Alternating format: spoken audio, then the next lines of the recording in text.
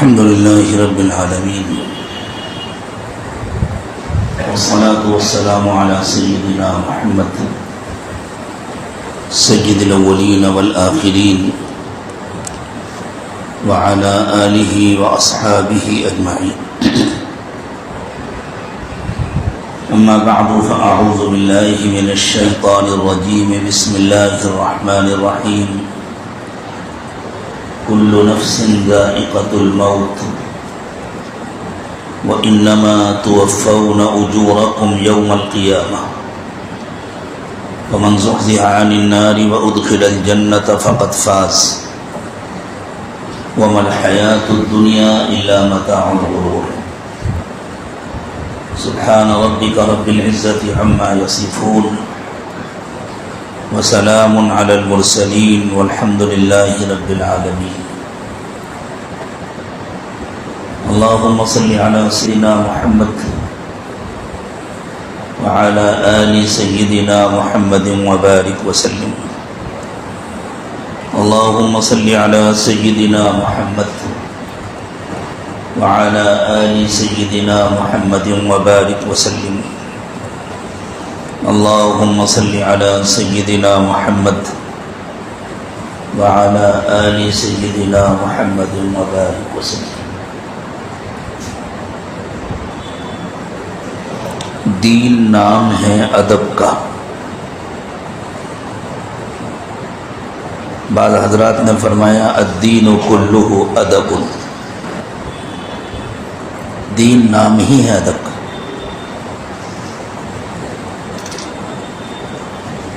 اللہ کا ادب، رسول کا ادب، مخلوق کا ادب، اور آسان لفظوں میں ہم یوں کہیں تو دین نام ہے حق ادا کرنے کا. یہی معنی ہے ادب کا. حضرت تھانوی نور اللہ مرقدہ نے ایک مرتبہ ارشاد فرمایا کہ میں چاہوں تو پورے دین کو ایک لفظ میں بیان کر دوں. حضرت تھانوی کی مجلس میں ہماری طرح کے عام لوگ نہیں ہوتے تھے. وہاں شیخ الاسلام مولانا شبیر احمد عثمانی، مفتی اعظم مولانا مفتی محمد شفیع عثمانی، اور حضرت مولانا سید سلیمان ندوی، حضرت مولانا ظفر احمد تھانوی، ایسے علم کے پہاڑ حضرت تھانوی رحمۃ اللہ علیہ کی مجلس میں بیٹھتے تھے. تو ان حضرات نے عرض کیا کہ حضرت ایک لفظ میں پورے دین کو کیسے بیان فرمائیں گے؟ حضرت نے فرمایا پورا دین نام ہے حق ادا کرنے کا. اللہ کا حق ادا کرنا، بندوں کا حق ادا کرنا.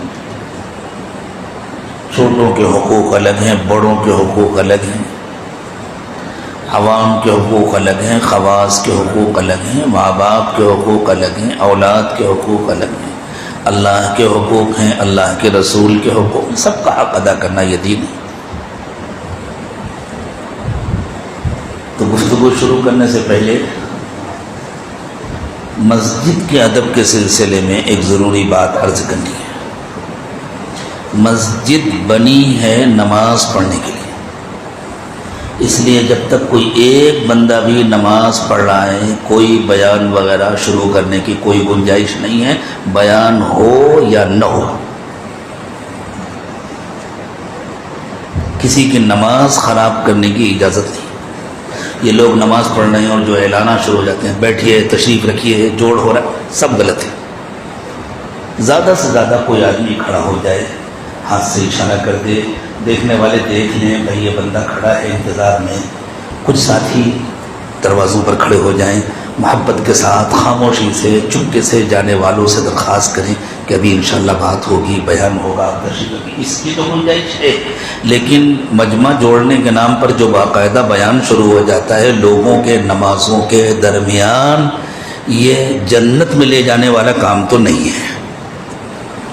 اور جنت کے علاوہ دوسرا ایک ہی ٹھکانہ ہے، میں اس کا نام نہیں لوں گا. اس میں لیکن جو لوگ آ کر بیان وغیرہ شروع ہو جانے کے بعد نیت باندھتے ہیں ان کے لیے بھی ضروری ہے کہ پھر جب وہ دیکھیں کہ کوئی اجتماعی عمل ہو رہا ہے تو سنت مؤکدہ پڑھنے کے بعد اگر کسی کو مزید نوافل پڑھنی ہے تو مسجد کے اوپر کے حصے میں یا دوسری طرف کسی آڑ میں جا کر کے پڑھیں تاکہ ان کی وجہ سے دین کا ایک کام رکا نہ رہے۔ دونوں کو ادب سیکھنا چاہیے۔ نماز ہو چکی، ہاں جتنی دیر سنت مؤکدہ پڑھنے کا وقت اس میں تو کوئی گنجائش نہیں ہے کسی بیان وغیرہ کی، اسی لیے نمازوں کے بعد جہری دعائیں پسندیدہ نہیں ہیں۔ اس لیے کہ جب امام صاحب جہری دعا فرماتے ہیں تو جو بیچارے مسبوق ہیں جن کی رکعت چھوٹی ہے ان کے لیے نماز پڑھنا مشکل ہو جاتا ہے، ان کے لیے سورہ فاتحہ پڑھنا مشکل ہو جاتا ہے، تو امام صاحب کو دعا کرنے پر ثواب تو نہیں ملتا، نماز خراب کرنے کا گناہ ہوتا ہے۔ خاموشی کے ساتھ اپنی دعا مانگو، مصلی خاموشی کے ساتھ اپنی دعا۔ اجتماعی دعا ناجائز نہیں ہے، لیکن نماز کے بعد اجتماعی دعا ضروری نہیں ہے، اور خاص طور سے نمازوں کے بعد تو اجتماعی دعاؤں میں یہ قباحت ہے کہ اگر کسی کی رکعت چھوٹی تو اس کی نماز خراب ہوگی۔ ہاں ایسا کوئی عمل ہو رہا ہے، کوئی دینی کام ہوا، سب لوگ فارغ ہو چکے ہیں، کوئی نماز نہیں پڑھا، اس کے بعد اجتماعی دعا کر لیں، اس میں کوئی حرج نہیں۔ ہم لوگ عموماً دین کے نام پر بے دینی زیادہ کرتے ہیں۔ اس وقت جو حالات آ رہے ہیں امت پر وہ دنیا داروں کی وجہ سے کم آ رہے ہیں، شاید دینداروں کی وجہ سے زیادہ آ رہے ہیں جو دین کے نام پر بے دینی کر رہے ہیں۔ اللہ میری آپ کی سب کی حفاظت فرمائے۔ میرے دوستو، اصل مسئلہ ہمارا آخرت کا ہے۔ ہماری پوری زندگی ریکارڈ ہو رہی ہے، ہر عمل ریکارڈ ہو رہا ہے، ہر پل ریکارڈ ہو رہا ہے، اور ہمیں اللہ کے پاس جا کر اس کا حساب دینا ہے۔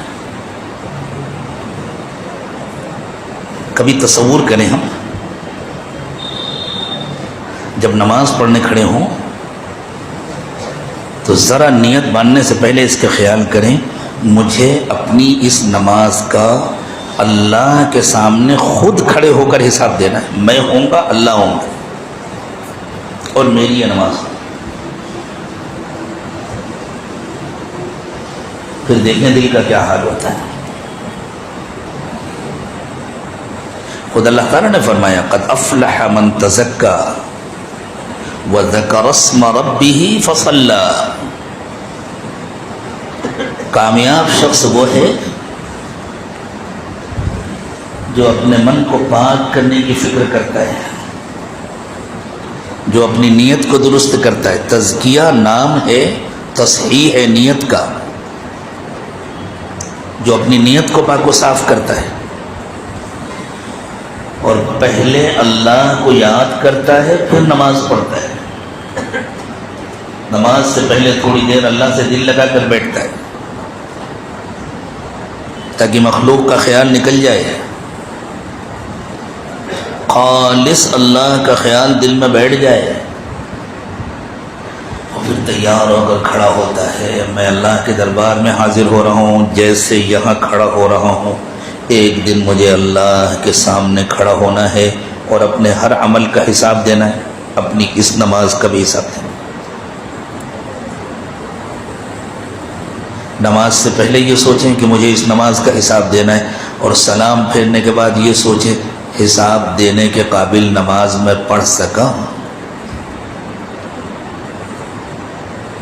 کتنی دیر تک میں اللہ کے دربار میں حاضر رہا، کس کس رکن میں کتنی دیر مجھے حضوری نصیب ہوئی، قیام میں میری توجہ کتنی دیر اللہ کی طرف رہی اور کتنے خیالات دنیا کے آئے، رکوع میں میری توجہ کتنی دیر اللہ کی طرف رہی، سجدے میں میری توجہ کتنی دیر اللہ کی طرف رہی۔ تو سوائے معافی مانگنے کے بندے کو دوسرا کوئی راستہ نظر نہیں آئے گا۔ بس پھر تو وہ گڑ گڑا کر معافی مانگے گا، اللہ نماز تو پڑھ نہیں سکا، وہ نماز جو میں آپ کے دربار میں پیش کر سکوں ایسی نماز جس کا میں کسی قدر حساب دے سکوں اللہ وہ نماز تو میں پڑھ نہیں سکا۔ اللہ ٹوٹا پھوٹا جو عمل ہو گیا ہے بس اگر آپ اس پر پردہ ڈال دیں اپنی ستاری کا، اور آپ بڑے غفار ہیں، رحمت کا معاملہ فرما دیں اور معاف کر دیں تو میرا کام بنے گا۔ اللہ میری نماز آپ کے دربار میں پیش کرنے کے قابل بالکل نہیں۔ اگر واقعی ہمیں یہ احساس نصیب ہو جائے تو پھر ہم اکڑ کر نکلیں گے ہم نے نماز پڑھی ہے، یا ڈرتے ڈرتے نکلیں گے نماز پڑھنے آئے تھے نماز تو پڑھ نہیں پائے، آئے تھے مسجد میں نماز پڑھنے نماز تو پڑھ نہیں پائے، نماز کے نام پر اٹھک بیٹھک کی ہے۔ اللہ مہربانی فرما دیں تو کام بن جائے گا، ورنہ اٹھا کر اگر اللہ پکڑ کر لے تو جہنم کے سوا کوئی ٹھکانہ نہیں ہے۔ تو جب بندے کو نماز کے بعد یہ احساس نصیب ہوگا تو وہ کسی بیوہ کی شادی کرا کے اور کسی یتیم کی فیس بھر کے اور کسی بیمار کا علاج کر کے اکڑ اکڑ کے بتلاتا پھرے گا۔ آج ماشاءاللہ ہر ایک کے پاس اپنے کارناموں کی ایک فہرست ہوتی ہے لمبی، میں نے یہ کیا، میں نے یہ کیا، میں نے یہ کیا۔ کبھی اللہ توفیق دے ہر بندہ تنہائی میں بیٹھ کر کے سوچے میں اپنے ان اعمال کا اللہ کے پاس حساب دے سکوں گا؟ ختم ہو جائے گی پوری فہرست۔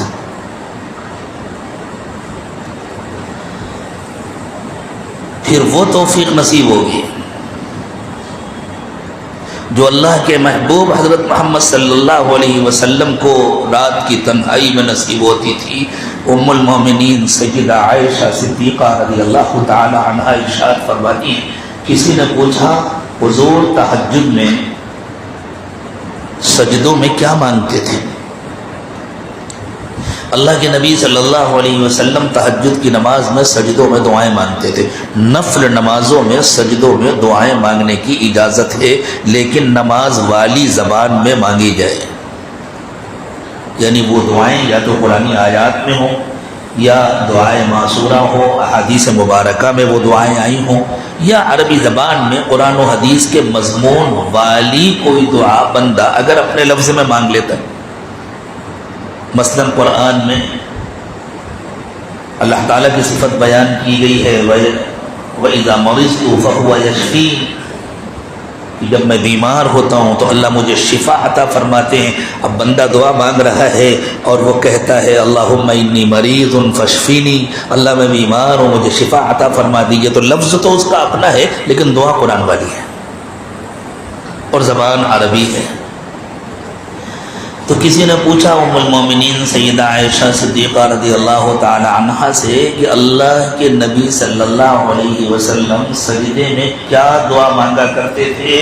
تو حضرت عائشہ نے فرمایا کہ حضور جس وقت سجدے میں دعا مانگتے تھے تو اس قدر بلک بلک کر ہچکیوں کے ساتھ روتے تھے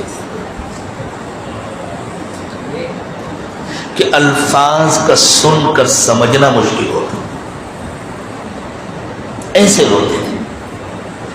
کون سا گناہ کیا تھا اللہ کے رسول صلی اللہ علیہ وسلم نے؟ نعوذ باللہ، اگر اس تعبیر میں کوئی بے ادبی نہ ہو، اور بے ادبی ہو تو اللہ تعالیٰ معاف فرمائے۔ آپ تو معصوم ہیں۔ معصوم اسے کہتے ہیں جس کے لیے گناہ ممکن ہی نہ ہو۔ معصوم اور محفوظ میں یہی فرق ہے۔ اللہ کے نیک اور مقبول بندے محفوظ ہوتے ہیں۔ محفوظ اسے کہتے ہیں جو گناہ کر سکتا ہو لیکن اللہ نے ایسا انتظام کر دیا ہو کہ کر نہ پائے، وہ محفوظ ہوتا ہے۔ اور جو گناہ کر ہی نہیں سکتا وہ معصوم ہوتا ہے۔ تو انبیاء اکرام علیہم الصلاۃ والسلام معصوم ہوتے ہیں جیسے فرشتے معصوم ہوتے ہیں، اور انبیاء کرام کی معصومیت فرشتوں کی معصومیت سے بڑی ہوتی ہے، اس لیے کہ انبیاء کرام کا مقام و مرتبہ فرشتوں سے بلند ہے، اور حضرت محمد صلی اللہ علیہ وسلم تمام معصوموں کے امام۔ لیکن اللہ کی عظمت اللہ کے جلال کا احساس، اللہ کی بڑائی کا خیال جب آتا تھا تو آپ کا یہ حال ہوتا تھا، اس لیے کہ اس میں کوئی شک نہیں کہ آپ معصوم ہیں، لیکن آپ کو معصوم بھی تو اللہ ہی نے بنایا نا۔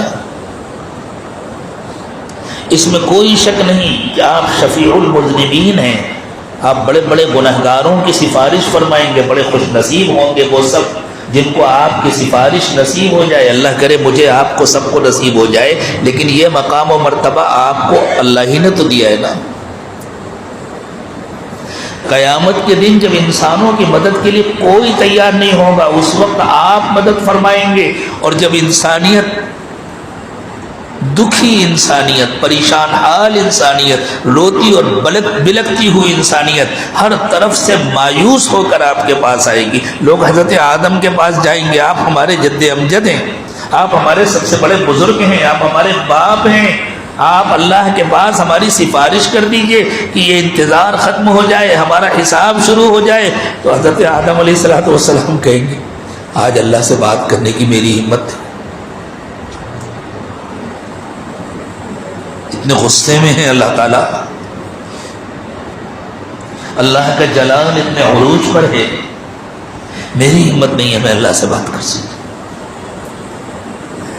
تو لوگ کہیں گے ہمارے دوسرے سب سے بڑے بزرگ حضرت نوح علیہ السلام ہے، ان کے پاس چلے، ان سے جا کر کہیں گے، حضرت نوح کہیں گے بھائی میری ہمت نہیں۔ اور حدیث میں آیا ان انبیاء کرام علیہ السلام کو اپنا اپنا ایک واقعہ یاد آئے گا۔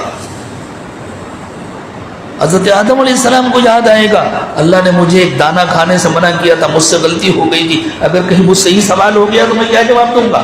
یہ حدیث میں آیا، حضرت آدم کہیں گے، ہمیں نہیں کہنا چاہیے،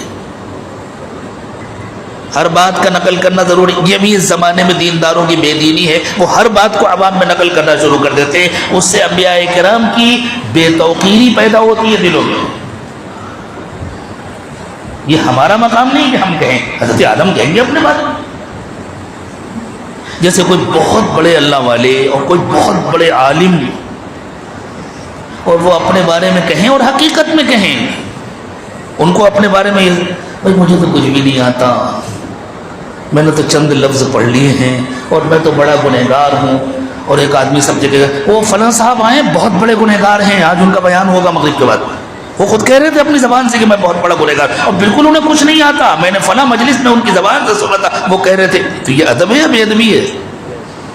اسی قسم کی بے ادبیاں اور گستاخیاں اس زمانے میں بڑی جرت کے ساتھ ہو رہی ہیں انبیاء کرام علیہ السلام کے ساتھ، اور اس کا وبال پوری امت بھگت رہی ہے، اللہ حفاظت فرمائے۔ تو حضرت آدم کو اپنے بارے میں جو کہنا ہوگا کہیں گے، ہمارا کام یہ کہ ہم صرف اتنا کہیں کہ حضرت آدم معذرت کر دیں گے کہ بھائی میری ہمت نہیں، میں بات نہیں کر سکتا۔ حضرت نوح علیہ السلام بھی معذرت کر دیں گے، میری ہمت نہیں ہے اس وقت اللہ سے کچھ کہنے کی، میں نہیں بات کر سکتا۔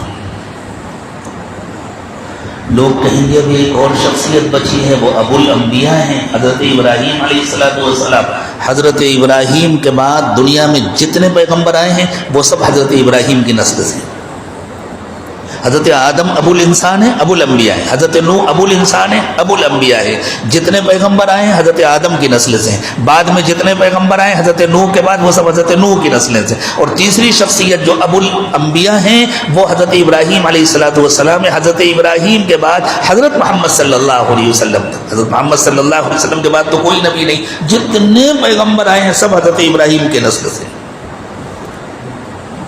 بہت بڑی تعداد آپ کے دوسرے صاحبزادے حضرت اسحاق علیہ السلام کی اولاد میں ہیں، اور ایک اکیلے امام الانبیاء ختم المرسلین سیدنا محمد رسول اللہ صلی اللہ علیہ وسلم حضرت اسماعیل علیہ السلام کی اولاد میں ہیں۔ تو لوگوں کو خیال آئے گا حضرت ابراہیم کے پاس چلیں، حضرت ابراہیم کے پاس بھی جائیں گے، حضرت ابراہیم بھی معذرت کر دیں گے، میری ہمت نہیں ہے آج اللہ سے کچھ کہنے کی۔ لوگ پریشان ہو جائیں گے، اب جائیں تو کہاں جائیں؟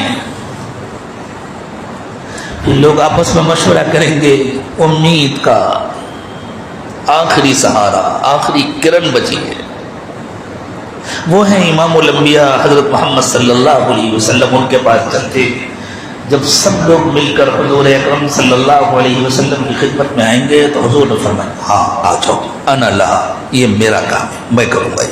آپ نہیں کہیں گے میری ہمت نہیں ہے، آپ فرمائیں گے یہ میرا کام ہے، میں کروں۔ پھر آپ نے فرمایا میں دھیرے دھیرے عرش کی طرف بڑھوں گا، اللہ کا جلال اپنے کمال پر ہوگا، مخلوق کانپ رہی ہوگی۔ اسی حال میں اعلان ہوا اللہ کی طرف سے لمن الملک اليوم، آؤ دنیا کے بادشاہ ہو، بتلاؤ آج کس کی حکومت ہے؟ تم بہت اکڑتے تھے، تم کو بڑا ناز تھا اپنے اقتدار پر، آج بتلاؤ کس کی حکومت ہے؟ کسی کے منہ میں زبان نہیں ہوگی کہ جواب دے، اللہ ہی کی طرف سے دوسرا اعلان ہوگا للہ الواحد القہار، ایک اکیلے اللہ کی حکومت ہے جو بہت زبردست اور بہت طاقت والا ہے۔ سب تھر تھر کانپ رہے ہوں گے، دیکھو اب کیا ہوگا۔ رسول اکرم صلی اللہ علیہ وسلم نے ارشاد فرمایا میں عرش کے سامنے جا کر سجدے میں گر جاؤں، اور وہ سجدہ کتنا طویل ہوگا اللہ ہی کو معلوم ہے۔ حضور نے فرمایا میں اللہ تعالیٰ کی ایسی ایسی تعریف کروں گا کہ اس سے پہلے کسی نے نہ کیا ہوگا، میں نے بھی نہیں کیا ہوگا۔ سب کچھ اللہ ہی کے کرنے سے تو ہوتا ہے۔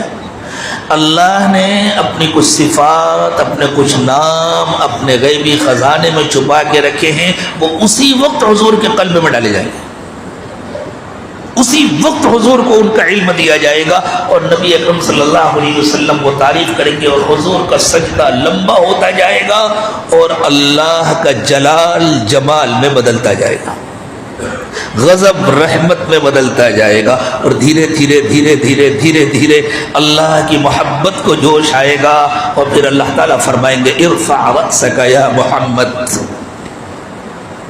بس میرے پیارے محمد اب سر اٹھائیے، سل تعطا واشفع تشفع، مانگیے کیا مانگتے ہیں دیا جائے گا، آپ سفارش کیجئے آپ کی سفارش قبول کی جائے گی۔ حضور فرماتے ہیں میں ادب کے ساتھ کھڑا ہو کر عرض کروں گا اللہ مخلوق بہت انتظار کر چکی، اب حساب شروع کرا دیجئے، تو اللہ فرشتوں کو حکم دیں گے کہ حساب شروع کیا جائے۔ یہ مقام و مرتبہ حضرت محمد صلی اللہ علیہ وسلم کے سوا کسی کو نہیں ملا، لیکن حضور کو شدت سے اس کا احساس رہتا تھا کہ یہ مرتبہ مجھے اللہ ہی نے تو دیا ہے نا۔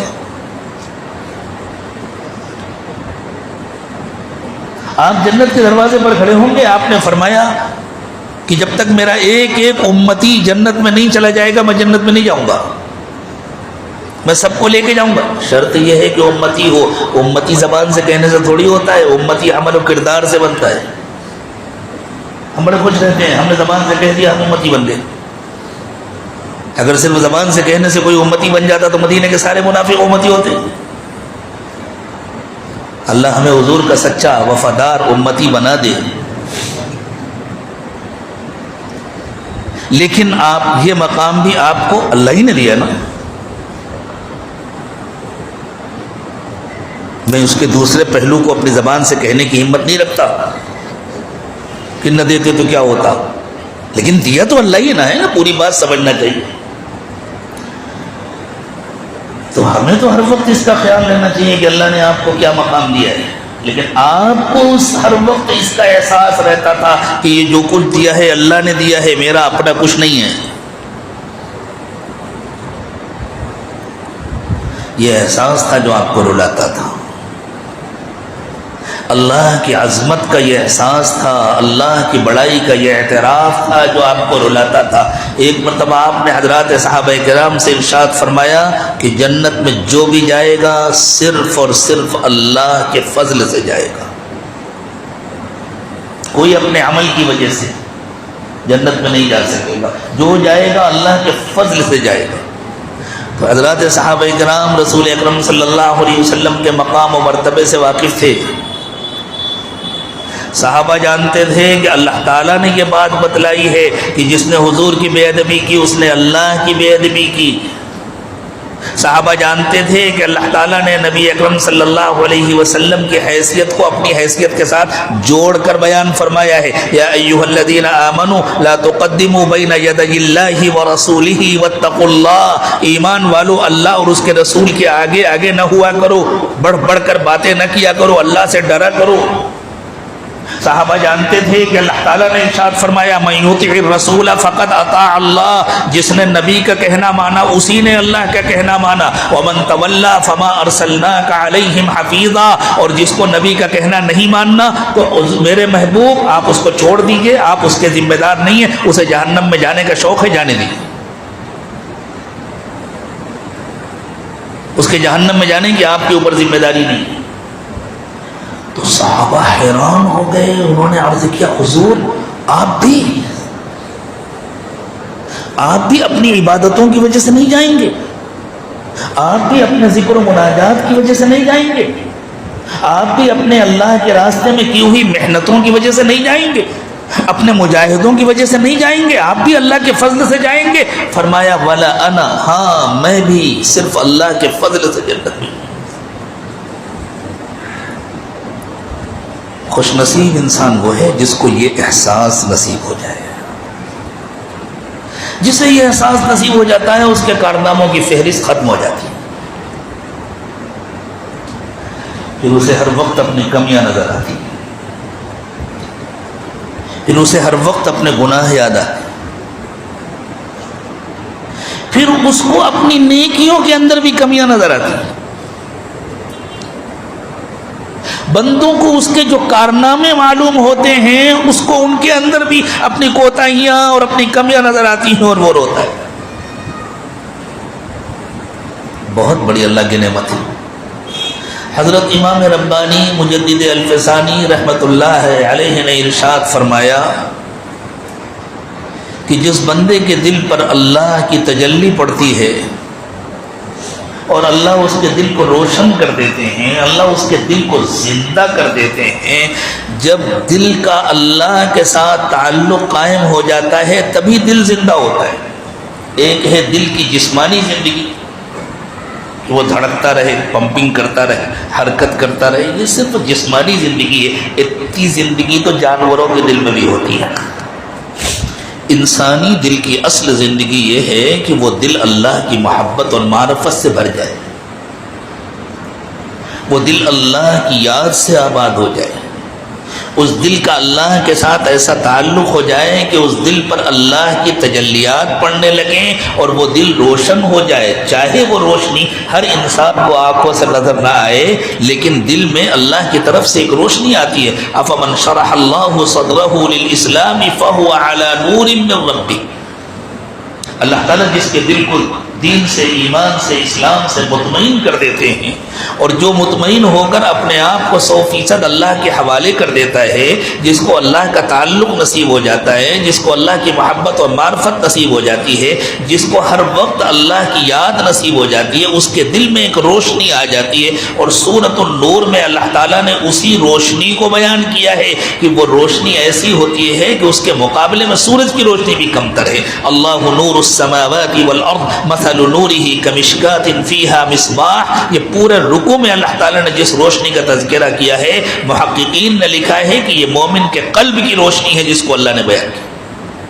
اور اگلے رکوع میں او کظلمات فی بحر اللجی یغشاہ موج من فوقہ سحاب ظلمات بعضها فوق بعض، ان آیات میں جس تاریکی کا تذکرہ کیا گیا ہے، محققین نے کہا یہ ایک نافرمان، فاسق و فاجر اور کافر کے قلب کی تاریکی ہے جس کو اللہ نے بیان کیا۔ جس کو اللہ کا تعلق نصیب نہیں ہوتا اس کا قلب تاریک ہوتا ہے، جس کو اللہ کی محبت اور معرفت نصیب ہو جاتی ہے اس کا قلب روشن ہو جاتا ہے۔ تو جس کا قلب روشن ہوتا ہے اسی کا قلب زندہ ہوتا ہے، اور قلب اسی کا روشن ہوتا ہے، اسی کا زندہ ہوتا ہے جس کا قلب ذاکر ہو جاتا ہے۔ اسی لیے آگے اللہ نے فرمایا فَوَيْلٌ لِّلْقَاسِيَةِ قُلُوبُهُم مِّن ذِكْرِ اللَّهِ، بربادی ہے ان لوگوں کے لیے جن کے دل اتنے سخت ہو گئے ہیں کہ ان میں اللہ کی یاد داخل ہی نہیں ہو پاتی۔ جیسے ایک دیوار کھڑی ہے، پانی ٹکرا کر واپس چلا جاتا ہے، روشنی ٹکرا کر واپس ہو جاتی ہے، اور ایک ہلکا سا پردہ ہے، اس سے پانی اندر چلا جاتا ہے، اس سے روشنی بھی اندر چلی جاتی ہے۔ تو اللہ نے فرمایا جن کے دل اتنے سخت ہو جاتے ہیں، گناہوں کی ایسی دیوار کھڑی ہو جاتی ہے کہ اللہ کی یاد اندر داخل ہی نہیں ہو سکتی، ان کے لیے تباہی و بربادی۔ اللہ اس تباہی و بربادی سے ہماری حفاظت فرمائے۔ تو جب اللہ کی یاد نصیب ہو جاتی ہے، جب اللہ کی عظمت اور بڑائی کا احساس ہوتا ہے، جب دل پر اللہ کی تجلیات پڑتی ہیں، تو پھر انسان کو اپنی نیکیوں میں بھی کمیاں نظر آنے لگتی ہیں۔ ہر وقت وہ بس اللہ سے معافی مانگتا رہتا ہے، اللہ سے استغفار کرتا رہتا ہے۔ جتنی اس کی نیکی بڑھتی ہے اتنا اس کا استغفار بڑھتا ہے، اتنی اس کی عاجزی بڑھتی ہے، اتنی اس کی تواضع بڑھتی ہے، اتنی اس کی بندگی کی شان میں اضافہ ہوتا ہے، اور یہی بندگی ہے جو بندے کو اللہ کے قریب کرتی ہے۔ تو حضرت امام ربانی مجدد الفسانی رحمۃ اللہ علیہ نے ارشاد فرمایا کہ جب بندے کا دل روشن ہو جاتا ہے تو اللہ اس کو دید قصور نصیب فرما دیتے ہیں۔ یہ اصطلاح پہلی مرتبہ حضرت مجدد الفسانی رحمۃ اللہ علیہ نے استعمال فرمائی ہے اپنے مکتوبات میں، دید قصور۔ ہمارے ایک دوست ہیں، دارالعلوم دیوبند کے بڑے اساتذہ میں، اور دارالعلوم دیوبند کا کوئی بڑا استاذ ہوگا تو وہ کتنا باصلاحیت ہوگا، علمی طور پر بھی کہنے کی ضرورت نہیں۔ حضرت پیر صاحب سے بیعت ہوئے، کچھ دنوں کے بعد ان کو اجازت ملی، پھر ایک مرتبہ حضرت پیر صاحب سے ان کی ملاقات ہوئی تو آپ دیدہ ہو کر کہنے لگے، حضرت یا آپ نے اجازت دی ہے یا اپنی غلطیاں اور اپنے گناہ دیکھنے کے لیے کوئی ٹارچ پکڑا دی ہاتھ میں؟ اب تو ہر وقت اپنی کمیاں نظر آتی ہیں، اپنی غلطیاں نظر آتی ہیں، فکر لگی رہتی ہے کیا ہوگا۔ تو حضرت نے مسکرا کے فرمایا، ہاں یہ اللہ کا بڑا احسان ہوتا ہے۔ حضرت مجدد الفسانی رحمۃ اللہ علیہ نے فرمایا ہے جب اللہ تعالیٰ کسی پر بہت مہربان ہوتے ہیں تو اسے دید قصور عطا فرما دیتے ہیں، پھر اسے ہر وقت اپنی کمیاں نظر آنے لگتی ہیں، پھر کارناموں کی فہرست ختم ہو جاتی ہے، پھر اس کے سامنے کوئی اس کے کارناموں کا ذکر کرے تو اس کی نگاہیں جھک جاتی ہیں، وہ آپ دیدہ ہو جاتا ہے، وہ شرمندہ ہو جاتا ہے کہ یہ تو اللہ کا کرم ہے، اللہ کی ستاری ہے، اللہ نے پردے ڈالے ہوئے ہیں، دیکھو میرا کیا بنے گا جب میں اللہ کے پاس جاؤں گا۔ کیا آسمان کے نیچے زمین کے اوپر حضرت محمد صلی اللہ علیہ وسلم سے اچھا کوئی سجدہ کر سکتا تھا؟ حضور اکرم صلی اللہ علیہ وسلم سے اچھی کوئی نماز پڑھ سکتا تھا؟ نماز ختم ہوتے ہی، سلام پھیرتے ہی اللہ کے رسول صلی اللہ علیہ وسلم کی زبان مبارک سے سب سے پہلے کیا نکلتا تھا؟ اللہ اکبر، استغفر اللہ، استغفر اللہ، استغفر اللہ، یہ عمل ہوتا تھا۔ کیا مطلب؟ سلام پھیرتے ہی اللہ میں نماز پڑھنے کھڑا ہوا، آپ کی شان بہت بلند ہے اللہ، آپ کے شایع نشان عبادت نہیں ہو سکتی۔ امام الانبیاء کہہ رہے ہیں اللہ آپ کے شایع نشان عبادت نہیں ہو سکی، کیا کر سکتا ہوں اللہ؟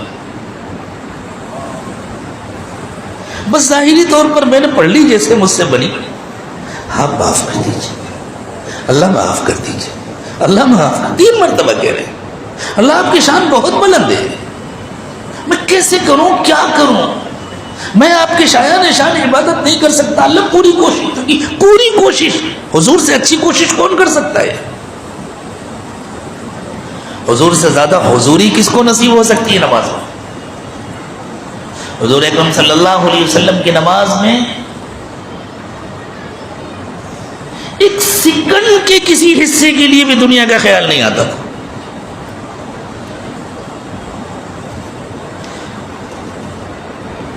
شیطان کی ہمت بہت بلند ہے، وہ کسی کو نہیں چھوڑتا،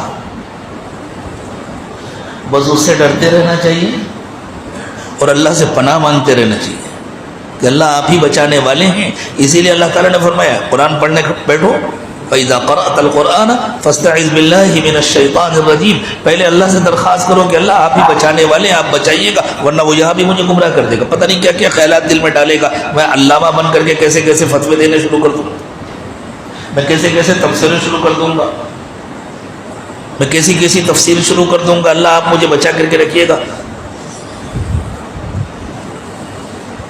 صرف فلموں کے ذریعے تھوڑی گمراہ کیا جاتا ہے، قرآن کے ذریعے بھی گمراہ کیا جاتا ہے۔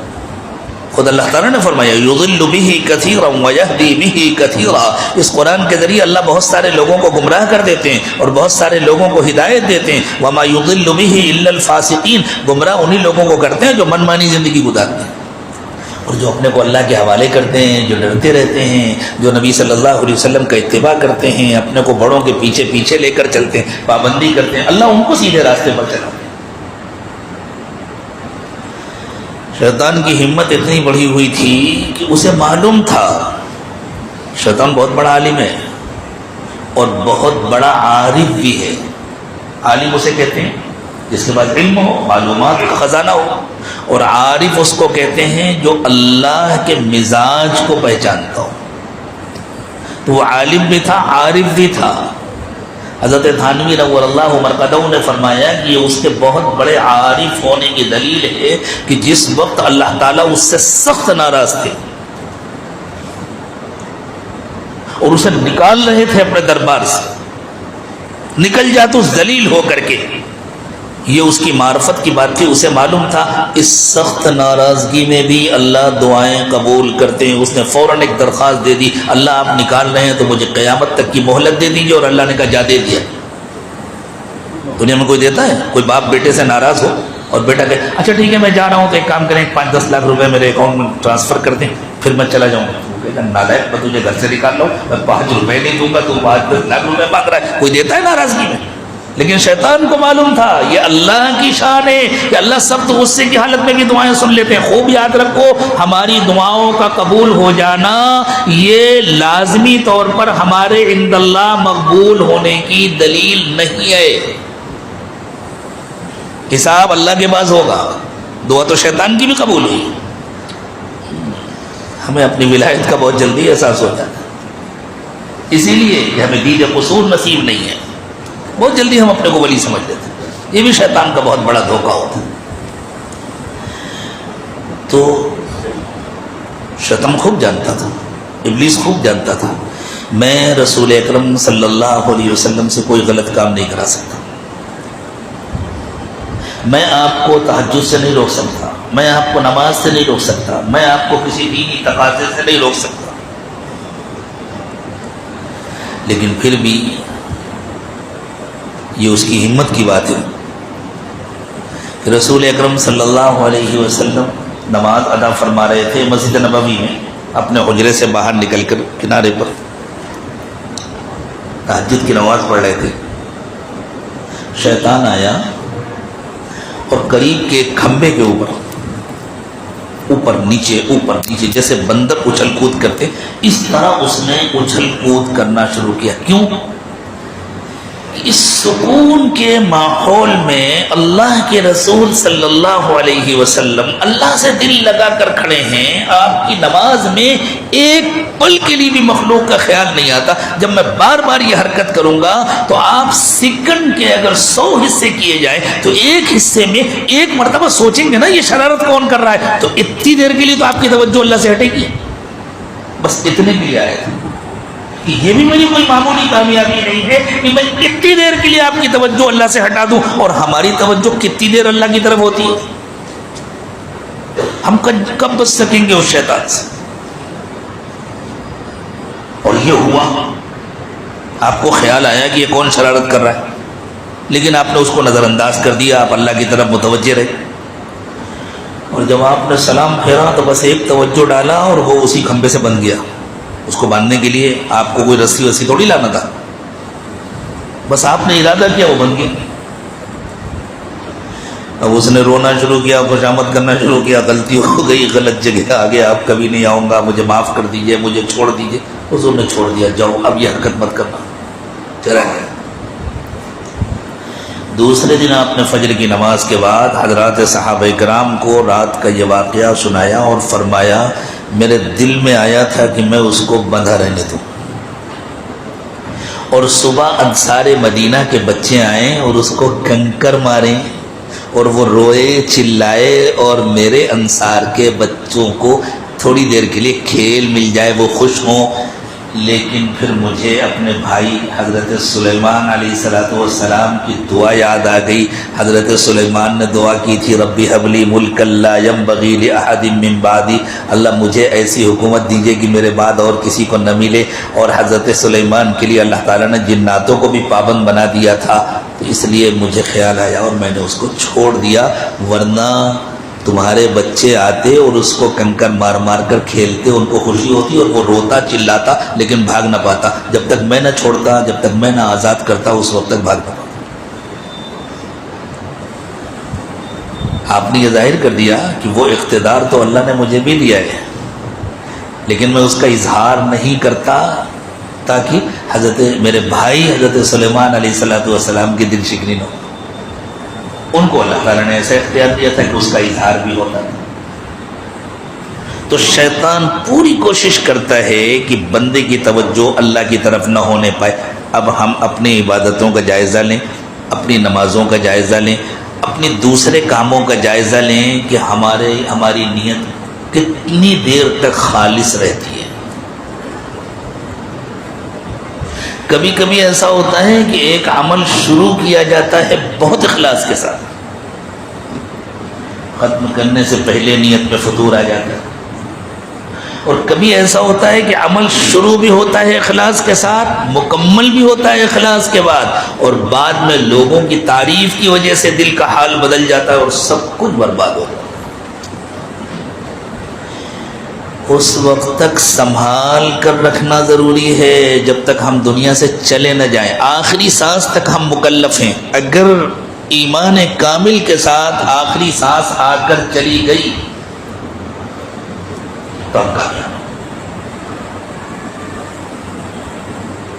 اخیر تک ہمارا ایمان باقی رہا، اخیر تک نیت درست رہی، اخیر تک دل میں ڈر رہا کہ مجھ سے کوئی کام بھی ڈھنگ کا نہیں ہو سکا، کوشش پوری کر رہے ہیں اچھا سے اچھا کرے اور بہتر کرے اور بہتر۔ مومن ہر روز ترقی کرتا ہے، ہر لمحہ ترقی کرتا ہے، ہر لمحہ اس کا اللہ کا قرب پہلے سے زیادہ اس کو نصیب ہوتا ہے، ہر لمحہ اس کی روحانیت میں اضافہ ہوتا ہے، ہر لمحہ وہ اپنے عمل کو بہتر سے بہتر کرتا ہے، اور جتنا بڑھتا جاتا ہے اتنا ڈرتا جاتا ہے۔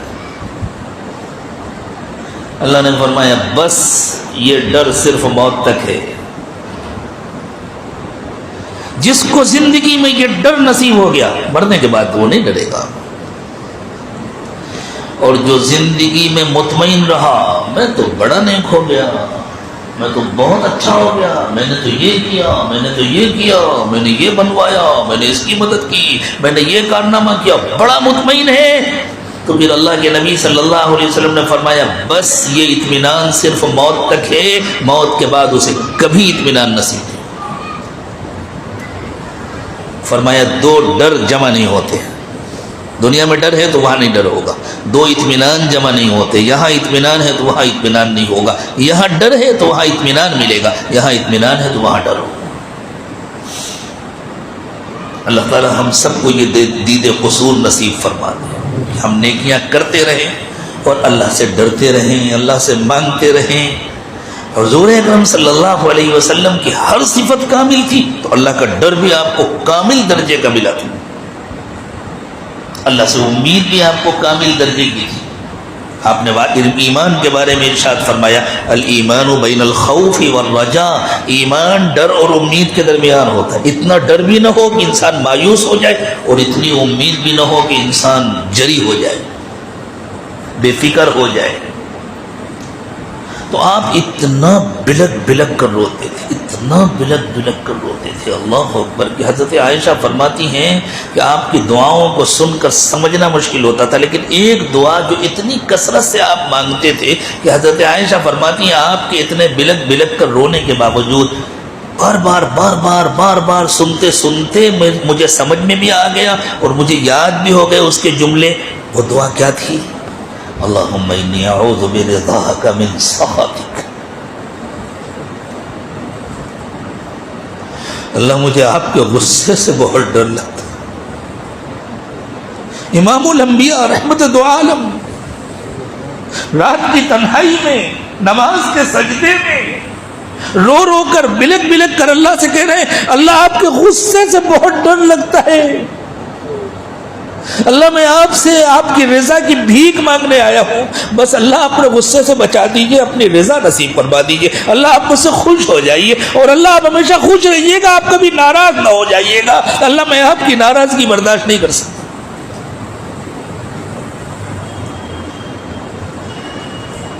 وَبِمُعَافَاتِكَ مِنْ عُقُوبَتِكَ, اور اللہ مجھے آپ کی سزا سے بہت ڈر لگتا ہے. میں مخلوق کی طرف سے ہر تکلیف کو برداشت کر سکتا ہوں, لیکن اللہ آپ کی سزا میں برداشت نہیں کر سکتا, اور آپ کی سزا سے بچانے والا آپ کے سوا اور کوئی نہیں ہے. اس لیے اللہ بس آپ ہی مجھے اپنی سزا سے بچا دیجیے. وَأَعُوذُ بِكَ مِنْكَ, اور اللہ آپ کے جلال کا خیال آتا ہے تو اتنا ڈر لگتا ہے کہ لگتا ہے بھاگوں آپ سے, لیکن اللہ بھاگ کر جاؤ کہاں؟ آپ ہی تو بچانے والے ہیں, آپ ہی تو پناہ دینے والے. اللہ میں آپ سے بھاگ کر آپ ہی کے پاس آ رہا ہوں. کیا مضمون ہے, کتنا جامع بیان ہے کہ اللہ آپ سے بھاگ رہا ہوں اور بھاگ کر آپ ہی کے پاس آ رہا ہوں. لا احصی ثناء علیہ, اللہ مجھ سے تو آپ کی تعریف کا بھی حق نہیں ادا ہو سکتا. انت کما اثنیت علی نفسک, اللہ بس میں یہی کہتا ہوں آپ نے اپنی تعریف جیسی کی ہے بس اللہ میں یقین کرتا ہوں آپ ایسے ہی ہیں. یہ دعا مانگا کرتے تھے رسول اکرم صلی اللہ علیہ وسلم نماز کے سجدوں میں, تہجد میں, تراویح میں. اللہ کے سوا کوئی سننے والا نہیں ہوتا تھا. حضرت عائشہ تو گھر کی ہیں, اہلیہ محترمہ ہیں, اس لیے سن لیتے تھے. ایسا بھی نہیں اس لیے کہ دوسروں کو سنا رہے ہیں, حضور تنہائی میں مانگ رہے ہیں اللہ سے. واقعی میرے دوستو بہت بڑا مسئلہ ہے اللہ کے پاس حاضر ہونے کا اور اللہ کے سامنے کھڑے ہو کر حساب دینے کا مسئلہ آسان نہیں. اللہ کرے یہ ڈر مجھے آپ کو نصیب ہو جائے. کتنی خطرناک پوزیشن ہوگی, کتنا خطرناک وہ لمحہ ہوگا, اور وہ تو بہت بعد میں ہوگا جب اللہ کے سامنے حاضر ہوں گے. سب سے پہلا حساب تو ہمیں قبر کے اندر دینا ہے. ایک مشہور صحابی ہیں حضرت براء ابن عازب رضی اللہ تعالی, امام ابو داود اور امام احمد ابن حنبل نے اس روایت کو اپنی کتابوں میں نقل کیا ہے. حضرت براء ابن عازب رضی اللہ تعالی عنہ ارشاد فرماتے ہیں کہ اللہ کے رسول صلی اللہ علیہ وسلم نے فرمایا کہ جب مردے کو قبر میں دفن کیا جاتا ہے, اور قبر سے مراد برزخ ہے, چاہے کسی کو دفن کیا جائے یا کسی کو جلا دیا جائے یا کسی کو بہا دیا جائے یا پانی میں ڈبا دیا جائے یا اس کو جانور کھا لیں, یہ جسم ختم ہو جائے. جیسے ایک آدمی سو رہا ہوتا ہے اور خواب دیکھ رہا ہوتا ہے, تو خواب تو اس کا خالص روحانی تجربہ ہوتا ہے نا, لیکن اس کے ساتھ ساتھ اس کے جسم کو بھی اس کا احساس ہوتا ہے, چاہے دوسرے دیکھنے والے کو احساس نہ. ایک آدمی خواب میں دیکھتا ہے کہ میں کھانا کھا رہا ہوں, تو کیا دیکھتا ہے, میں اپنے ہاتھ سے لقمہ اٹھا رہا ہوں, کھا رہا ہوں, حالانکہ وہ سو رہا ہے, اس کا ہاتھ رکھا ہوا ہے, اس کا منہ نہیں چل رہا. ایک آدمی بازو میں بیٹھا ہے, وہ دیکھ رہا ہے, نہ ہاتھ حرکت کر رہا ہے نہ منہ حرکت کر رہا ہے, لیکن وہ دیکھ رہا ہے کہ میں اپنے ہاتھ سے کھا رہا ہوں. تو اصل تجربہ اس کی روح کا ہے, لیکن ساتھ میں جسم بھی شریک ہے, اگرچہ اس کے جسم پر اس کے آثار نظر نہیں آ رہے. بالکل اسی طرح عالم برزخ کا اصل تجربہ روح کا ہوتا ہے, اس کے ساتھ جسم بھی شریک ہوتا ہے, اگرچہ اس کے مادی جسم پر اس کے آثار نظر نہ آ رہے ہوں یا مادی جسم باقی نہ ہو, اس کے روح کو جسم کا احساس ہوتا ہے. وہ ایک جسم ہے جو اللہ تعالیٰ عطا فرماتے ہیں, اس کے بعد جب قیامت آئے گی تو اللہ دوسرا جسم عطا فرمائیں گے. اس لیے کہ جسم اصل نہیں ہے, روح اصل ہے. جیسے ایک آدمی کپڑے پہن کر آتا ہے تو کپڑے اصل نہیں ہے, اس کی شخصیت اصل ہے نا. کپڑوں کے بدل دینے سے اس کی شخصیت نہیں بدل جاتی. ایک آدمی نے کالی صدری پہنی ہوئی ہے، کل سفید صدری پہن لیا تو اس کا نام نہیں بدلتا، اس کی شخصیت نہیں بدلتی. آج کالا عمامہ باندھا ہوا ہے، کل سفید عمامہ باندھ لیا تو اس کی شخصیت نہیں بدلتی. عمامہ بدلا ہے، شخصیت نہیں بدلی ہے.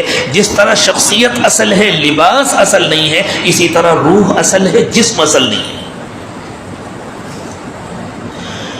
اور اس مجمع میں جو ڈاکٹر صاحبان ہیں وہ تو خوب جانتے ہیں، جو میڈیکل کے طلبہ ہیں وہ بھی جانتے ہیں کہ 50 سال کی زندگی میں کم سے کم 5 یا 6 مرتبہ تو جسم بدل جاتا ہے پورا. روزانہ تقریباً 10 لاکھ خلیے مردہ ہوتے ہیں جو جسم سے نکلتے ہیں، اور اتنے ہی خلیے دوسرے بنتے ہیں، اور اس طرح جسم کے اندر ایک تبدیلی کا عمل ہوتا رہتا ہے. اور 5 سے 10 سال کے درمیان کی مدت میں جسم پورا بدل جاتا ہے. بار بار جسم کے بدلنے کے باوجود شخصیت تو نہیں بدلتی نا. ایک بچے کا نام آپ نے عبداللہ رکھا تو وہ بڑھاپے تک عبداللہ ہی رہتا ہے، حالانکہ جو نظر آنے والے عبداللہ میاں ہیں وہ تو 5 مرتبہ بدل چکے، 6 مرتبہ بدل چکے، 7 مرتبہ بدل چکے، لیکن روح تو وہی ہے. اس وجہ سے اس کی شخصیت نہیں بدلی ہے، اس کا نام نہیں بدلا ہے، اس کے اعمال نہیں بدلے، حالانکہ جسم بار بار بدل رہا ہے. بالکل اسی طرح قبر میں جانے کے بعد بھی جسم بدلے گا، حشر میں اٹھیں گے تو جسم بدلے گا، اس سے کوئی فرق نہیں پڑتا. بہت نادانی کی وجہ سے کچھ سوالات پیدا ہوتے ہیں، میں چاہتا ہوں وہ سوالات ذہن سے صاف ہو جائیں. مردے کو یہی محسوس ہوتا ہے کہ مجھے بیٹھایا گیا، میرا جسم ہے، مجھ سے سوال ہو رہا ہے. جیسے ایک سونے والے کو سونے میں جو خواب نظر آتے ہیں اسے محسوس ہوتا ہے میں اپنے جسم کے ساتھ گیا، میں فلاں جگہ گیا، میں سفر کر کے گیا، میں فلاں جگہ پہنچا، میں فلاں جگہ، حالانکہ وہ یہیں سو رہا ہے. تو اللہ کے رسول صلی اللہ علیہ وسلم نے ارشاد فرمایا، حضرت برا ابن عازب راوی ہیں، کہ جب کسی کو قبر میں دفن کیا جاتا ہے، چونکہ ایک انسان کی سب سے اچھی حالت یہ ہے کہ انتقال کے بعد اسے دفن کیا جائے، اس لیے نبی اکرم صلی اللہ علیہ وسلم نے دفن کا تذکرہ فرمایا. تو 2 فرشتے آتے ہیں، آ کر اسے بیٹھاتے ہیں اور بیٹھا کر اس سے پوچھتے ہیں من ربک، من ربک. لکھا جائے گا من ربک لیکن تلفظ ہوگا من ربک. تمہارا رب کون ہے؟ 2 الگ الگ جواب ذکر کیے حضور نے. کسی کا جواب ہوگا اللہ، کسی کا جواب ہوگا ہاں لا ادری، پتہ نہیں مجھے معلوم نہیں. کس کا جواب ہوگا؟ اللہ. جس نے زندگی میں اللہ کو اپنا رب مانا ہوگا اس کا جواب ہوگا اللہ. جس نے زندگی میں زبان سے اللہ کو اپنا رب کہا ہوگا اس کا جواب نہیں ہوگا. کہنا الگ ہے، ماننا الگ ہے. رب اسے کہتے ہیں جو ساری ضرورتیں پوری کرتا ہے. جس کا زندگی میں یہ یقین رہا ہوگا کہ میرے رب اللہ ہے وہ کہے گا ربی اللہ، میرے رب اللہ ہے. اب بدلائیے، ایک دکاندار دکان میں بیٹھ کر جھوٹ بول رہا ہے، مسجد میں نماز پڑھ رہا ہے، 40 دن اور 4 مہینے بھی لگا رہا ہے، ذکر بھی کر رہا ہے، تلاوت بھی کر رہا ہے، اور دکان میں بیٹھ کے جھوٹ بول رہا ہے. کاہے کے لیے؟ روزی کے لیے. یہ جھوٹ بولنا اس کی دلیل نہیں ہے کہ اسے اس کا یقین نہیں ہے کہ میری روزی دینے والے اللہ ہیں. اگر اس کو یقین ہوتا کہ روزی دینے والے اللہ ہیں تو وہ روزی کی خاطر اللہ کی نافرمانی نہ کرتا. ایک مریض کو یقین ہے یہی ڈاکٹر میرا علاج کر سکتا ہے تو وہ اس ڈاکٹر سے بدتمیزی کرے گا؟ وہ اس ڈاکٹر کے حکم کے خلاف کرے گا؟ جسے یقین ہے اللہ ہی مجھے روزی دینے والے ہیں وہ روزی کی خاطر اللہ کی نافرمانی کرے گا؟ یہ کیوں ہوتا ہے؟ ایک طرف دینی کام بھی ہے اور دوسری طرف معاملات کی خرابی بھی ہے. وعدہ کیا تو پورا نہیں کرتے، حق لے لیا تو دینے کا نام نہیں ہے، دھوکے بازیاں ہیں. یہ صرف اس لیے ہے کہ اللہ کے رب ہونے کا یقین نہیں ہے. جب اللہ کے رب ہونے کا یقین نہیں ہے تو قبر میں سوال کے جواب میں نہیں نکلے گا کہ میرے رب اللہ ہے. پھر کیا ہوگا؟ کیا ہمیں مرنا نہیں؟ کیا ہمیں قبر میں نہیں جانا؟ کیا ہمیں ان سوالات کا سامنا نہیں کرنا؟ کیا کوئی بچ سکتا ہے؟ کسی کو جلا دیا جائے تو کیا بچ جائے گا؟ کسی کو راگ بنا کر ہواؤں میں اڑا دیا جائے تو بچ جائے گا، کسی کو پانی میں ڈبا دیا جائے، کسی کو پرندوں کو کھلا دیا جائے، جنگل کے درندے کسی کو کھا لیں تو کیا بچ جائے گا وہ؟ موت سے تو کوئی نہیں بچ سکتا نا۔ موت تو وہ یقینی حادثہ ہے کہ اس سے زیادہ یقینی کوئی واقعہ دنیا میں نہیں ہے۔ ہر چیز کا انکار کرنے والے بھی موت کا انکار نہیں کر سکتے۔ اسی لیے قرآن پاک میں موت کے لیے جو مختلف الفاظ استعمال ہوئے ہیں ان میں ایک لفظ الیقین بھی استعمال ہوا ہے کہ اللہ تعالیٰ نے فرمایا کہ جہنم میں جب جہنمی جائیں گے تو فرشتے ان سے سوال کریں گے ما سلککم فی سقر، کیا ہوا تم یہاں کیسے پہنچ گئے؟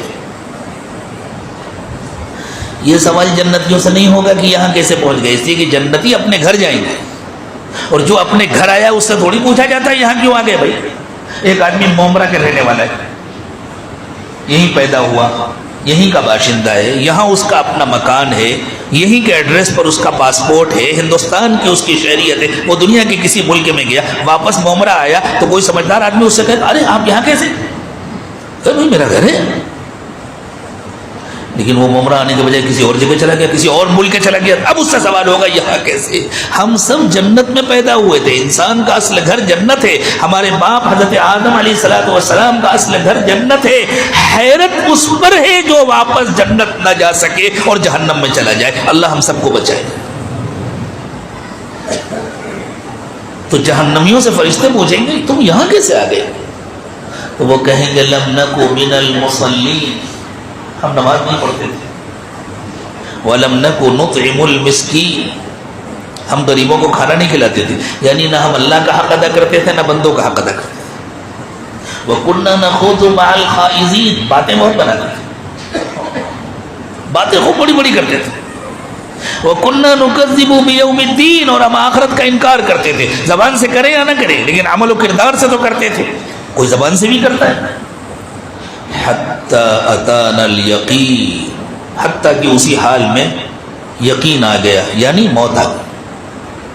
فما تنفعهم شفاعت الشافعین، ایسے لوگوں کو کسی کی سفارش سے کوئی فائدہ نہیں ہوگا۔ فما لهم عن التذکرۃ معرضین، تو انہیں کیا ہو گیا ہے آج نصیحت کی باتیں ان کے سمجھ میں نہیں آ رہی، اللہ کرے آج میرے آپ کے سب کے سمجھ میں آ رہی۔ تو موت سے تو کوئی نہیں بچ سکتا نا۔ سب سے پہلا سوال قبر میں ہوگا رب کون تھا؟ ہم اپنا جائزہ لے لیں، رب کون ہے؟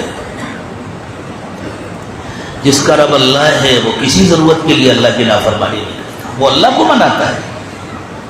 جتنی ضرورت پڑتی، ہماری تو تھوڑی سی ضرورت پیش آئی اور ہم نافرمانی کا خیال لاتے ہیں، فوراً پروگرام پر اتنے میں کیا حرج ہے، اتنے میں کیا حرج ہے، مفتی صاحب ذرا سا کچھ گنجائش نکاؤ، پھر مفتی صاحب سے پوچھنے کی بھی کیا ضرورت ہے، لے کے بیٹھ گئے، اب کس کی ہمت ہے کہ وصول کر سکے۔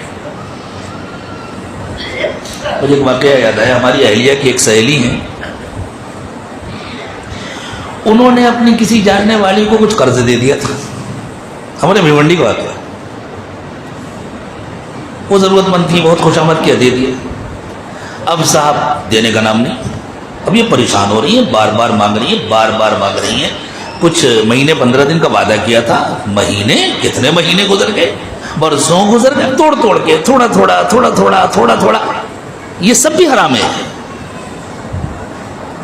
کافی لمبی مدت میں تھوڑا تھوڑا کر کے دے دیا، اور دینے کے بعد ایک دن ان سے کہا یہ تو ہمارا احسان مانو کہ ہم نے تم کو دے دیا، اس زمانے میں کوئی لے کے دیتا ہے کیا؟ کتنی بھولی تھی بیچاری وہ، جس نے دل کی بات کہہ دی۔ ہم کہتے نہیں ہیں لیکن کرتے یہی ہیں،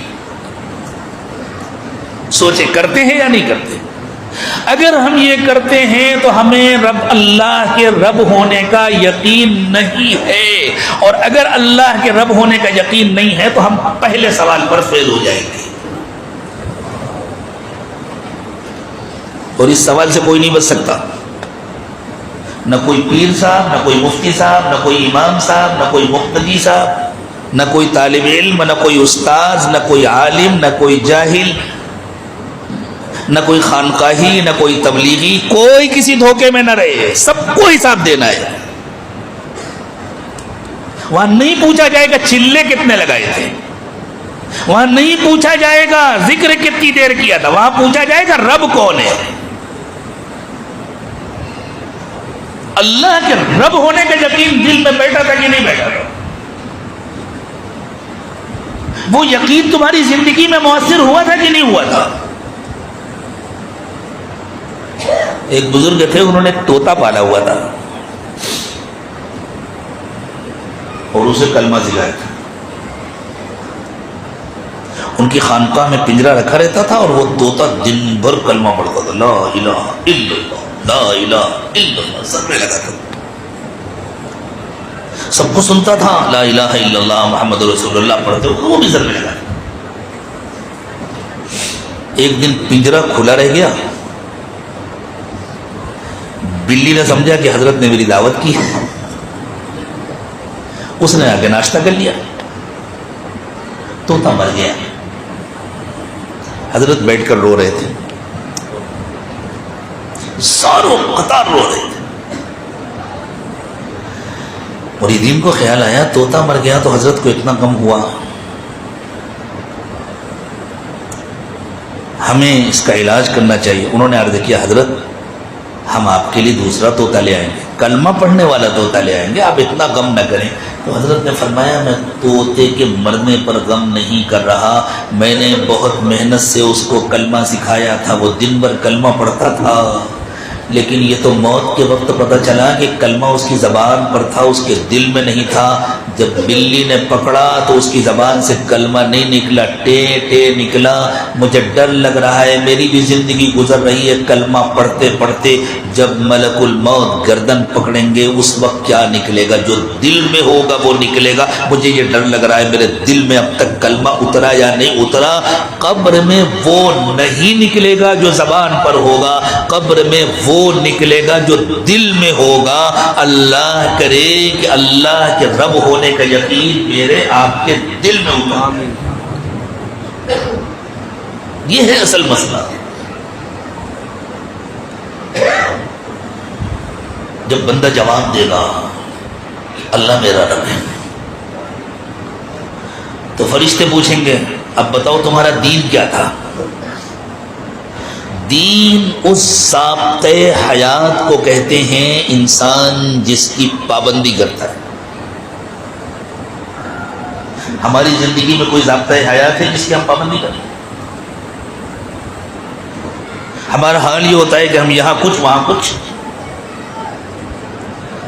دین رسم و رواج کو نہیں کہتے۔ سب لوگ نماز پڑھتے ہیں تو ہم بھی پڑھتے ہیں، سب لوگ رمضان میں روزہ رکھتے ہیں تو ہم بھی رکھتے ہیں، اور باقی سب لوگ بینک سے سودی قرض لیتے ہیں تو ہم بھی لیتے ہیں۔ اس کی پرواہ نہیں ہے کہ اللہ نے کیا کہا ہے کیا نہیں کہا ہے، کیا کرنے کا حکم دیا ہے کیا کرنے کا حکم نہیں دیا۔ ہمارے لیے زندگی کا کوئی ضابطۂ حیات نہیں ہے۔ اسلام زندگی کا ایک مکمل ضابطہ ہے، اسلام ایک مکمل قانون ہے جو اللہ تعالیٰ نے عطا فرمایا ہے۔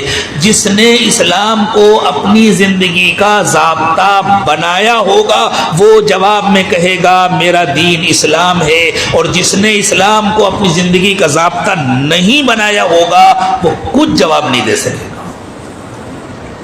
رسم و رواج کی زندگی الگ ہوتی ہے اور اسلام کو دین بنا کر جینے کی زندگی الگ ہوتی ہے۔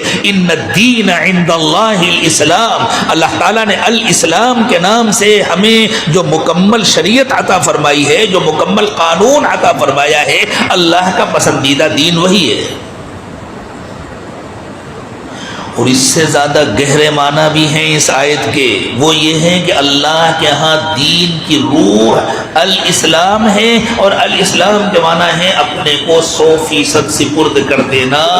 دیندار وہی ہوتا ہے جو یہ طے کر لیتا ہے میں نے اپنے کو اللہ کے سپرد کر لیا، میری مرضی، میری خواہش، میری چاہت، میرا خاندان، میرے گھر والے، میری سوچ اور میرے خاندان کا رسم اور رواج کوئی چیز نہیں ہے، میں اللہ کا بندہ ہوں، میں نے اپنے کو 100% اللہ کے سپرد کر دیا ہے۔ یہ ہے دین کی روح جو اللہ کے یہاں قبول ہوتی ہے۔ ان الدین عند اللہ الاسلام، جس نے اس طرح اپنے کو اللہ کے سپرد کیا ہوگا وہ وہاں کہے گا میرا دین اسلام ہے۔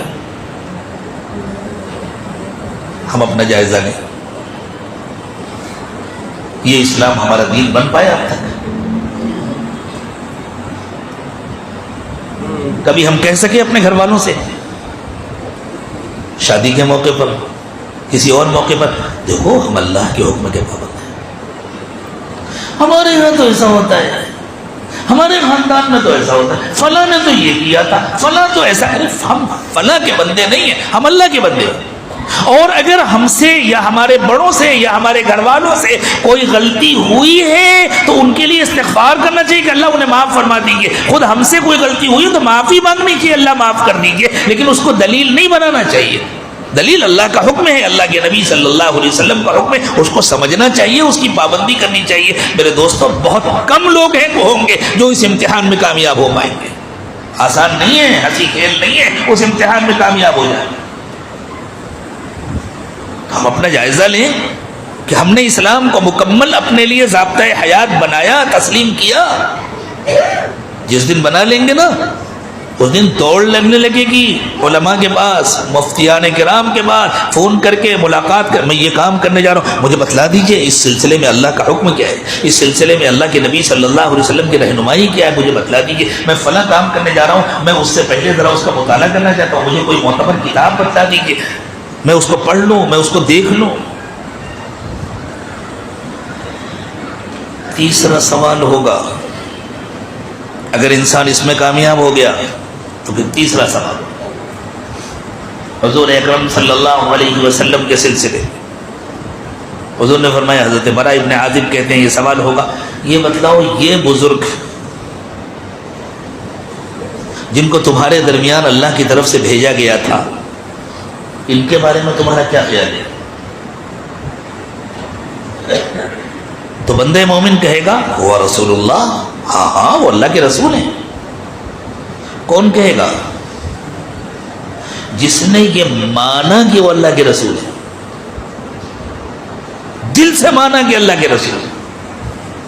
میرے دوستو، انسان فطری طور پر مجبور ہے نقل کرنے پہ۔ یہ ممکن ہی نہیں ہے کہ انسان کسی کی نقل نہ کرے، ہر انسان کسی نہ کسی کی نقل کرتا ہے، کسی کے بالوں کی نقل، کسی کے چہرے کی نقل، کسی کے لباس کی نقل، کسی کے اٹھنے بیٹھنے کی نقل، حتیٰ کہ مکان بناتا ہے تو کسی ڈیزائن کو اختیار کرتا ہے، کسی نہ کسی کی نقل کرتا ہے نا۔ مومن کو نقل کرنے کے لیے اللہ نے جو آئیڈیل دیا ہے وہ حضرت محمد صلی اللہ علیہ وسلم ہے۔ ہر بندے کا کوئی آئیڈیل ہوتا ہے، وہ جو بھی کر رہا ہوتا ہے کسی کو آئیڈیل بنا کر رہا ہوتا ہے۔ اللہ نے جن کو آئیڈیل بنایا وہ کون ہے؟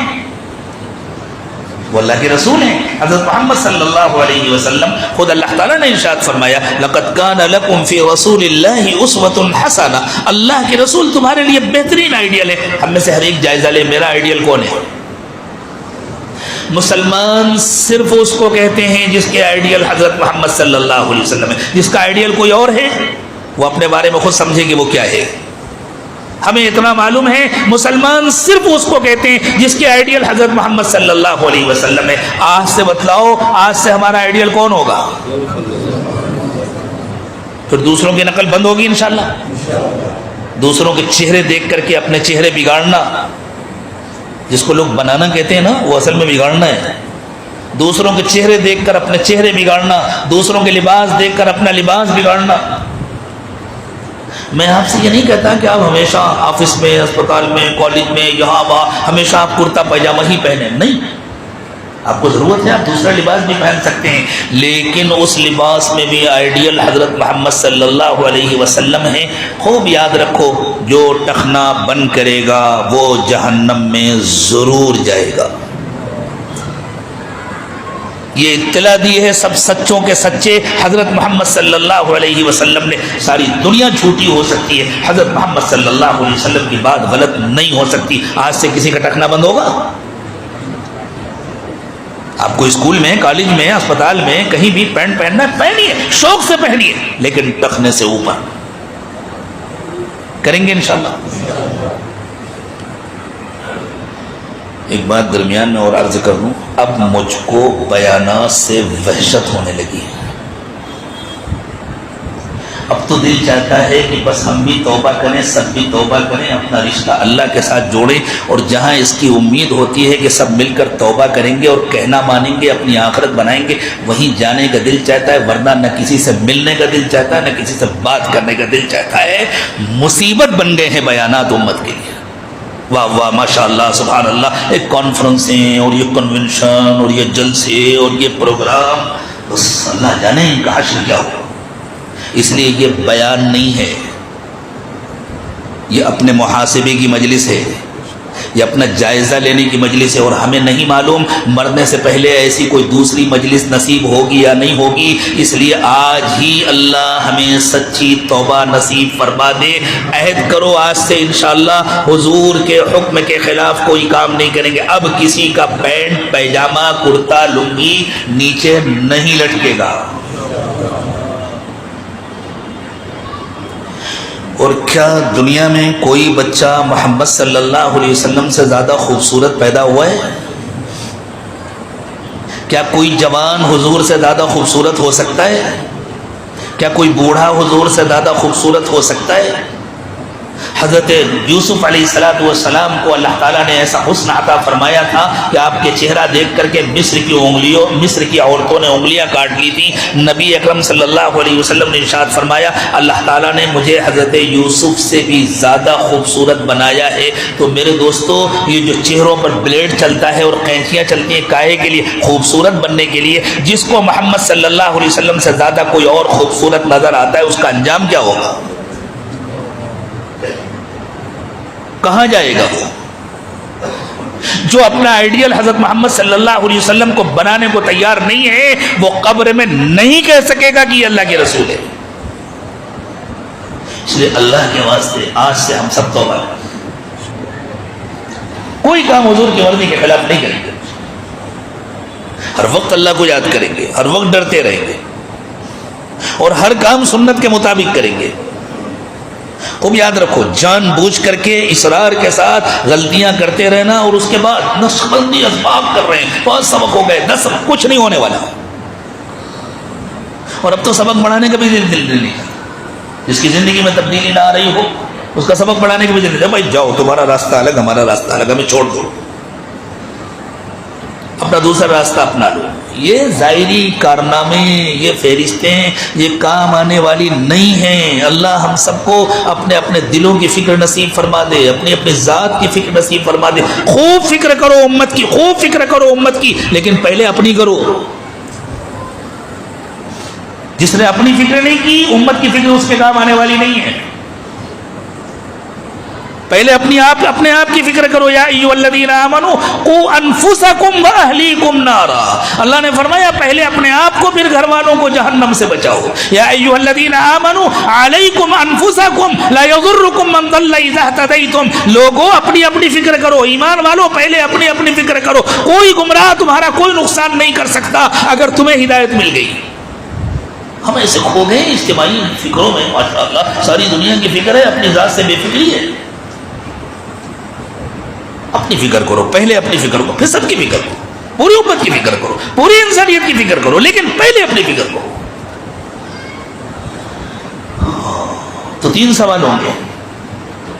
من ربک، تمہارا رب کون ہے؟ زندگی بھر زبان سے کہتے رہے اللہ ہمارے رب ہیں، لیکن عمل و کردار اس کے خلاف ہے، نہیں نکلے گا، نہیں نکلے گا وہاں زبان سے کہ اللہ میرے رب ہے۔ دوسرا سوال ہوگا، تمہاری زندگی کا ضابطہ کیا تھا؟ زندگی پر من مرضی زندگی گزارتے رہے، چاہے اپنے آپ کو جتنا بڑا لمبا چوڑا مسلمان کہتے رہے، نہیں نکلے گا وہاں زبان سے کہ میرا دین اسلام ہے۔ اور زندگی بھر اپنی مرضی سے گزارتے رہے اور دوسروں کی نقل کرتے رہے، اس کی نقل، اس کی نقل، اس کا فیس اسٹائل، اس کا ہیئر اسٹائل، اس کا ڈریس اسٹائل، اس کا فلاں اسٹائل۔ تو نبی اکرم صلی اللہ علیہ وسلم نے فرمایا خوب یاد رکھو، انسان اسی کی نقل کرتا ہے جس سے محبت کرتا ہے، جس سے نفرت ہو اس کی نقل نہیں کرتا، جس سے محبت کرتا ہے اسی کی نقل کرتا ہے۔ اور حضور نے فرمایا المرء مع من احب، جس سے محبت کی ہوگی اسی کے ساتھ انجام ہوگا۔ جہنم میں جانے والوں سے محبت کی تو جہنم میں جانے کو تیار ہو جاؤ، جنت میں جانے والوں سے محبت کی تو انشاءاللہ جنت میں جانے کے لیے تیار ہو۔ اور یہ محبت ناروں کا نام نہیں ہے، یہ محبت جھنڈیوں کا نام نہیں ہے، یہ محبت قمقموں کا نام نہیں ہے، یہ محبت اطاعت کا نام ہے۔ محبت اطاعت چاہتی ہے، محبت فرما برداری چاہتی ہے۔ جس کی دل میں محبت آ جاتی ہے بندہ اس کا کہنا مانتا ہے۔ اور اس سے زیادہ مخلوق کمزور کوئی مخلوق نہیں ہوتی دنیا میں، عورت سے زیادہ کمزور کوئی مخلوق نہیں ہوتی، لیکن عورت سے زیادہ حکومت کرنے والی بھی کوئی مخلوق نہیں ہوتی۔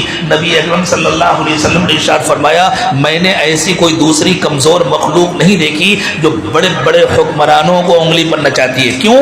اس لیے کہ ان حکمرانوں کو اپنی بیویوں سے محبت ہوتی ہے، اور جس سے محبت ہوتی ہے بندہ اس کا کہنا مانتا ہے۔ یہ کیسی محبت ہے نبی اکرم صلی اللہ علیہ وسلم کی کہ ہم حضور کا کہنا نہ مانیں؟ جس دن محبت آ جائے گی اس دن خود کہنا ماننا شروع کر دیں۔ بیوی کی محبت آتی ہے بیوی کا کہنا مانتے، کسی اور کی محبت آ جائے، کسی دوست کی محبت آ جائے، اس کا کہنا ماننے لگتے۔ نبی اکرم صلی اللہ علیہ وسلم نے ارشاد فرمایا، جو ان سوالات کا جواب نہیں دے سکے گا وہ ہر بات میں کہے گا ہائے مجھے پتہ نہیں، ہائے مجھے پتہ نہیں۔ حضور نے فرمایا، جو ان تینوں سوالات کے صحیح جواب دے لے گا اللہ مجھے بھی نصیب فرمائے، آپ کو بھی نصیب فرمائے، اور دنیا کے تمام انسانوں کو نصیب فرمائے۔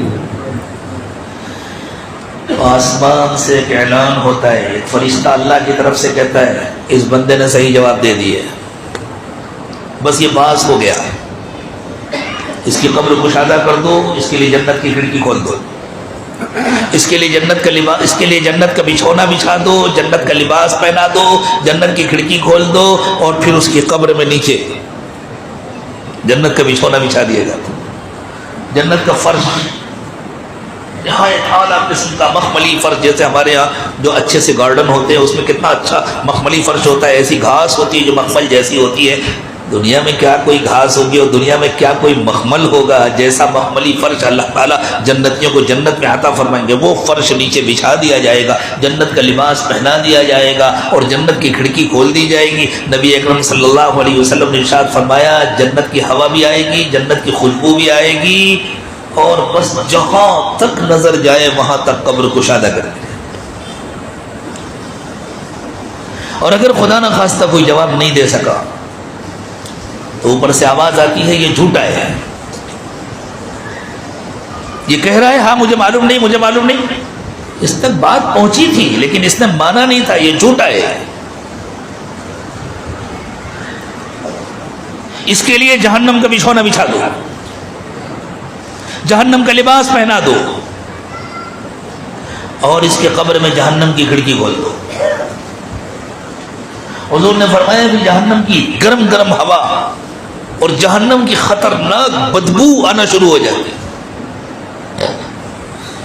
اور آپ نے ارشاد فرمایا قبر تنگ ہو جاتی، اور ایسی تنگ ہو جاتی ہے، حضرت برا ابن عازب کی روایت میں یہ تفصیل نہیں ہے لیکن بعض دوسرے موقعوں پر یہ تفصیل ہے، حضور نے فرمایا ایسی تنگ ہو جاتی ہے کہ اس مردے کی پسلیاں یوں ایک دوسرے کے اندر گھس جاتی، چاہے کسی اور کو نظر نہ آئے لیکن اسے تو محسوس ہوتا ہے میری پسلیاں جو گھس گئی، کیسی تکلیف ہو۔ پھر حضور نے فرمایا کہ ایک ایسا فرشتہ قیامت تک کے لیے اس کو عذاب دینے کے واسطے اللہ کی طرف سے مقرر کر دیا جاتا ہے جس کو رحم کرنا آتا ہی نہیں ہے، اس لیے کہ کوئی رحم کیسے کرے گا؟ کسی کی حالت دیکھ کر رحم آتا ہے، کسی کی بات سن کر رحم آتا ہے۔ حضور نے فرمایا وہ اندھا اور بہرا ہوگا، نہ کچھ دیکھے گا نہ کچھ سنے گا، یہ حدیث کے الفاظ ہیں، اندھا اور بہرا ہوگا، نہ کچھ دیکھے گا نہ کچھ سنے گا، اسے رہنے اس کے ہاتھ میں ایک مقدر ہوگا، بعض جگہوں پر نظر آتا ہے نا تصویروں میں بڑا سا مقدر لیے وہ کھڑے، یہ اصل میں کسی زمانے میں فرشتوں کے مناظر تھے، فرشتوں کے متعلق وہ تصورات تھے جو انبیاء کرام علیہ الصلوۃ والسلام نے انسانوں کو بتلائے تھے۔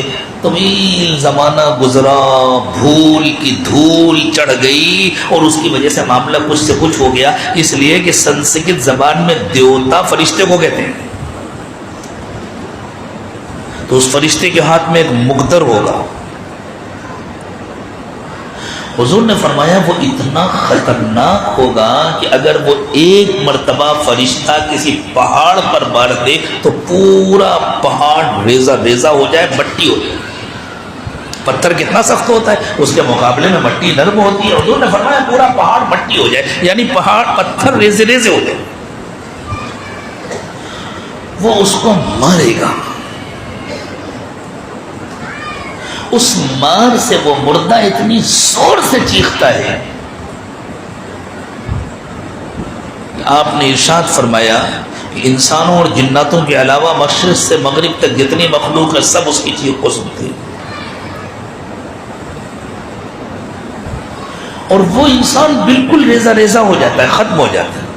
اسے پھر زندہ کیا جاتا ہے، پھر وہ مارتا ہے، پھر زندہ کیا، صبح سے شام تک، شام سے صبح تک، قیامت تک اسی طرح مارتا رہے گا. اور یہ چھوٹی سزا ہے، قیامت آنے کے بعد اس سے بڑی سزا نہیں ہے. کیا ہمیں قبر میں نہیں جانا؟ کیا ہمیں ان سوالات کا سامنا نہیں کرنا؟ اس لیے میرے دوستو ہمیں چاہیے کہ آج سے ہم اپنے کارناموں کی فہرستوں سے تو کریں توبہ، اور اپنا جائزہ لینا شروع کریں. روزانہ اپنا جائزہ، اللہ سے بھیک مانگیں کہ اللہ ہمیں بھی دید قصور نصیب فرما دیجیے، ہمیں اپنے گناہوں کو دیکھنے والی آنکھیں نصیب فرما دیجیے. یہ آنکھیں دل میں ہوتی ہیں، جس طرح سر میں آنکھیں ہوتی ہیں، قرآن کا بیان ہے دل میں بھی آنکھیں ہوتی ہیں. بعض لوگوں کے بارے میں قرآن نے کہا فَإِنَّهَا لَا تَعْمَى الْأَبْصَارُ وَلَكِنْ تَعْمَى الْقُلُوبُ الَّتِي فِي الصُّدُورِ. ان کی سر کی آنکھیں اندھی نہیں ہیں، لیکن ان کے دل کی آنکھیں اندھی ہیں. یہ آنکھیں دل میں ہوتی ہیں جو کھل جاتی ہیں. اللہ کرے میری بھی کھلے، آپ کی بھی کھلے. جب یہ آنکھیں کھل جاتی ہیں تو اپنی کمیاں نظر آتی ہیں، اپنی کوتاہیاں نظر آتی ہیں، اپنی غلطیاں نظر آتی ہیں. پھر انسان عمل کرتا رہتا ہے اور ڈرتا رہتا ہے، سنتوں کو تلاش کر کر کے ان پر عمل کرتا ہے. اور مجبوری میں اگر کوئی اور کام ہو گیا تو ڈرتا ہے، معافی مانگتا ہے، استغفار کرتا ہے، آئندہ اس سے بچنے کی پوری کوشش کرتا ہے، نیکیاں کر کے بھی اللہ سے ڈرتا ہے. سچی بات یہ ہے کہ عام انسان گناہ کر کے اتنا نہیں ڈرتے، اللہ کے نیک بندے نیکی کر کے جتنا اللہ سے ڈرتے. اللہ کے نیک بندے نیکی کرنے کے بعد جتنا ڈرتے ہیں، عام لوگ گناہ کر کے اتنا نہیں ڈرتے. اللہ تعالیٰ یہ ڈر مجھے بھی عطا فرمائے، آپ کو بھی عطا فرمائے. اس لیے کہ میرے دوستو یہ ایک حقیقت ہے، بہرحال ہمیں مرنا ہے. کتنے دن بھی ہم جی لیں اور دنیا میں کچھ بھی کر لیں، بہرحال ہمیں مرنا ہے. اور قبر میں جانا ہے، وہ قبر مٹی کا گڑھا ہو یا کسی اور شکل میں ہو، لیکن بہرحال قبر میں جانا ہے. ہمیں برزخ کی زندگی گزارنی ہے اور ان سوالات کا سامنا کرنا ہے. عقل مند وہ ہے جو ان کی تیاری کر لے. اللہ مجھے اور آپ کو تیاری بھی کی توفیق نصیب فرمائے، اور اللہ مجھے اور آپ کو اس میں کامیابی عطا فرمائے. آج تو ہم سچی پکی توبہ کر لیں، آج کے بعد سے من مرضی سے کوئی کام نہیں کریں گے، غفلت میں وقت نہیں گزاریں گے، روزی کی خاطر اللہ کی نافرمانی نہیں کریں گے، اللہ کا بھی حق ادا کریں گے، بندوں کا بھی حق ادا کریں گے. کسی سے جھوٹ نہیں بولیں گے، کسی کی غیبت نہیں کریں گے، کسی سے وعدہ خلافی نہیں کریں گے، کسی بڑے کی بے ادبی نہیں کریں گے، کسی بچے کے ساتھ زیادتی نہیں کریں گے، ظلم نہیں کریں گے. دنیا میں انسان بن کر کے رہیں گے، شیطان بن کر نہیں رہیں گے. بندے بن کر رہیں گے، فرعون بن کر نہیں رہیں گے. مسجد میں بھی، گھر میں بھی، بازار میں بھی، ہر جگہ ہم اللہ کے بندے بن کر کے رہیں گے. ایسا نہ ہو کہ گھر میں داخل ہو تو بچے ڈر کے باہر نکل جائیں کہ شیر آ گیا. ہم شیر بن کر نہیں جائیں گے، انسان بن کر جائیں گے. اللہ نے ہمیں انسان بنایا، ہم کیوں جانور بنے؟ جو اپنے گھر میں شیر بن کر جاتا ہے وہ جانور بن کے جاتا ہے نا. تو اللہ تو ہمیں انسان بنایا ہے، ہم کیوں جانور بنے؟ اور اللہ کی کوئی نافرمانی نہیں کریں گے انشاءاللہ. غفلت بھی اللہ کی بہت بڑی نافرمانی ہے. دل کا اللہ سے غافل ہونا یہ بھی بہت بڑی نافرمانی ہے، یہ بھی بہت بڑا گناہ ہے. اور ہم مستقل اللہ سے معافی مانگتے رہیں گے، اللہ سے اللہ کا قرب مانگیں گے، اللہ سے اللہ کو مانگیں گے. اور ہمارے لیے نقل کرنے کے لیے حضرت محمد صلی اللہ علیہ وسلم سے اچھی کوئی شخصیت نہیں ہے. ہم حضرت محمد صلی اللہ علیہ وسلم کو اپنا آئیڈیل بنائیں گے. بس اس نیت کے ساتھ توبہ کے کلمات پڑھیں. جو حضرات سلسلے میں داخل ہونا چاہتے ہیں وہ بیعت کی بھی ساتھ میں نیت کر لیں. اللہ تعالی ہم سب کو سچی پکی توبہ نصیب فرمائے. بسم اللہ الرحمن الرحیم. لا الہ الا اللہ محمد الرسول اللہ صلی اللہ علیہ وسلم. آمنت باللہ وملائکتہ وکتبہ ورسلہ والیوم الآخر والقدر خیرہ وشرہ من اللہ تعالی والبعث بعد الموت. آمنت باللہ کما هو بأسمائه وصفاته وقبلت جميع أحكامه. أشهد أن لا إله إلا الله وأشهد أن محمدا عبده ورسوله. أستغفر الله ربي من كل ذنب وأتوب إليه برحمتك يا أرحم الراحمين. اللہ تعالیٰ ہماری توبہ قبول فرمائے. اللہ ہمیں حسن نیت نصیب فرمائے. ہر کام دین کے جتنے کام ہیں اللہ ہمیں سارے کام کرنے کی توفیق عطا فرمائے، لیکن اللہ ہماری نیتوں کا کھوڑ دور فرمائے. اللہ ہمیں کامل حسن نیت نصیب فرمائے. ہمارے بزرگوں نے کچھ معمولات بتائے ہیں، ان کی پابندی کرنے سے سلوک طے کرنا آسان ہو جاتا ہے، اپنی نیت کو درست کرنا، اپنا تزکیہ کرنا آسان ہو جاتا ہے. جو لوگ ان معمولات کی پابندی کرنا چاہتے ہیں وہ بعد میں ہمارے احباب سے معمولات کا کارڈ لے لیں. اس میں وہ معمولات بھی لکھے ہوئے ہیں، ہلکے پھلکے معمولات ہیں. صبح شام کی تسبیحات، قرآن پاک کی تلاوت، روزانہ صبح شام تھوڑی دیر مراقبہ، اور اپنے شیخ کے ساتھ اپنا رابطہ مضبوط رکھنا. شیخ کے ساتھ رابطہ جتنا مضبوط رہے گا انشاءاللہ اللہ اور اللہ کے رسول صلی اللہ علیہ وسلم کے ساتھ تعلق اتنا مضبوط ہوگا. یہ رابطہ شیخ جو ہے یہ ذریعہ ہے اللہ اور اس کے رسول کے ساتھ اپنے تعلق کو مضبوط کرنے. رابطے کے لیے واٹس ایپ کا نمبر بھی اس میں لکھا ہوا ہے. ویسے بھیونڈی بہت دور نہیں ہے، وہاں بھی ملاقاتیں ہو جاتی ہیں، لیکن صرف مجلس کے دن، دوسرے دنوں میں نہیں. جب مجلس ہو اس کی اطلاع ہو جاتی ہے. کبھی کبھی آپ کے یہاں بھی حاضری ہو جاتی ہے. اگر زیادہ وقت ہو جائے اور کوئی مشورہ کرنا ہے تو آپ واٹس ایپ پر بھی لکھ سکتے ہیں، لیکن جب بھی لکھیں تو اپنا نام اور اپنے مقام کا نام ضرور لکھیں تاکہ پتہ چلے کس نے بھیجا ہے، پیغام کہاں سے بھیجا ہے. اب تھوڑی دیر مراقبہ کر لیں، آنکھیں بند کر لیں، سر کو جھکا لیں. دنیا اور دنیا میں جو کچھ بھی ہے اس سب سے ہٹ کٹ کر اللہ کی یاد میں کھو جائیں.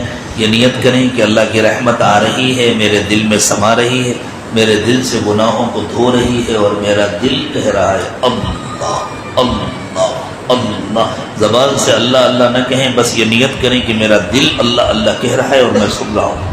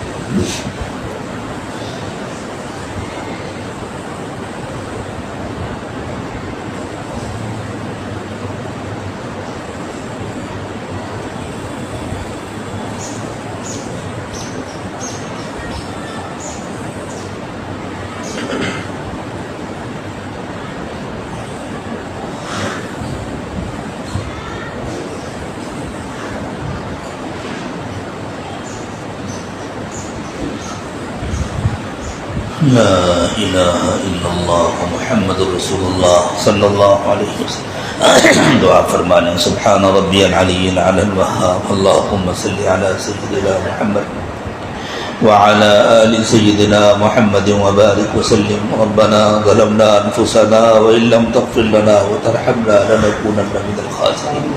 اللہ موت سر پر کھڑی ہے اور اب تک ہم ڈھنگ کے انسان بھی نہیں بن سکے. اللہ عمر کا بڑا حصہ گزار چکے، عمر کا بڑا حصہ ضائع کر چکے. اللہ سر سے پیر تک گناہوں میں ڈوبے ہو. اللہ اگر اسی حال میں ملک الموت نے پکڑ کر آپ کے دربار میں پیش کر دیا تو اللہ منہ دکھانے کے قابل بھی نہیں ہے اللہ، کوئی ایک عمل بھی نہیں ہے اللہ جس کو آپ کے دربار میں پیش کر سکیں۔ اللہ رحم فرما دیجیے، معاف فرما دیجیے، اللہ معاف فرما دیجیے، اللہ معاف فرما دیجیے، اللہ سچی توبہ نصیب فرما دیجیے، اللہ توبہ قبول فرما دیجیے، اللہ توبہ قبول فرما لیجیے۔ اللہ نام اعمال کو گناہ کر کر کے ہم نے سیاہ کر لیا ہے، دن کے اجالے میں بھی گناہ کیے، رات کے اندھیرے میں بھی گناہ کیے، تنہائیوں میں بھی گناہ کیے، مجمع میں بھی گناہ کیے۔ اللہ اگر ہم انکار بھی کریں تو کوئی فائدہ نہیں ہے، آپ کے پاس سارا ریکارڈ محفوظ ہے اللہ۔ اللہ اقراری مجرم ہے، آپ کے دربار میں حاضر ہے اللہ، آپ کے سوا دوسرا کوئی سہارا نہیں ہے۔ اللہ معاف فرما دیجیے پیارے، اللہ معاف فرما دیجیے۔ اللہ اگر آپ نے پکڑ کر لی تو ہم برباد ہو جائیں گے، لیکن اللہ اگر آپ معاف فرما دیں تو آپ سے کوئی پوچھنے والا نہیں ہے، آپ سے کوئی سوال کرنے والا نہیں ہے۔ اللہ آپ جو چاہے وہ کر سکتے ہیں۔ اللہ یہ سب ہم سے شیطان نے کرایا، شیطان ہمارا بھی دشمن ہے، آپ کا بھی دشمن ہے۔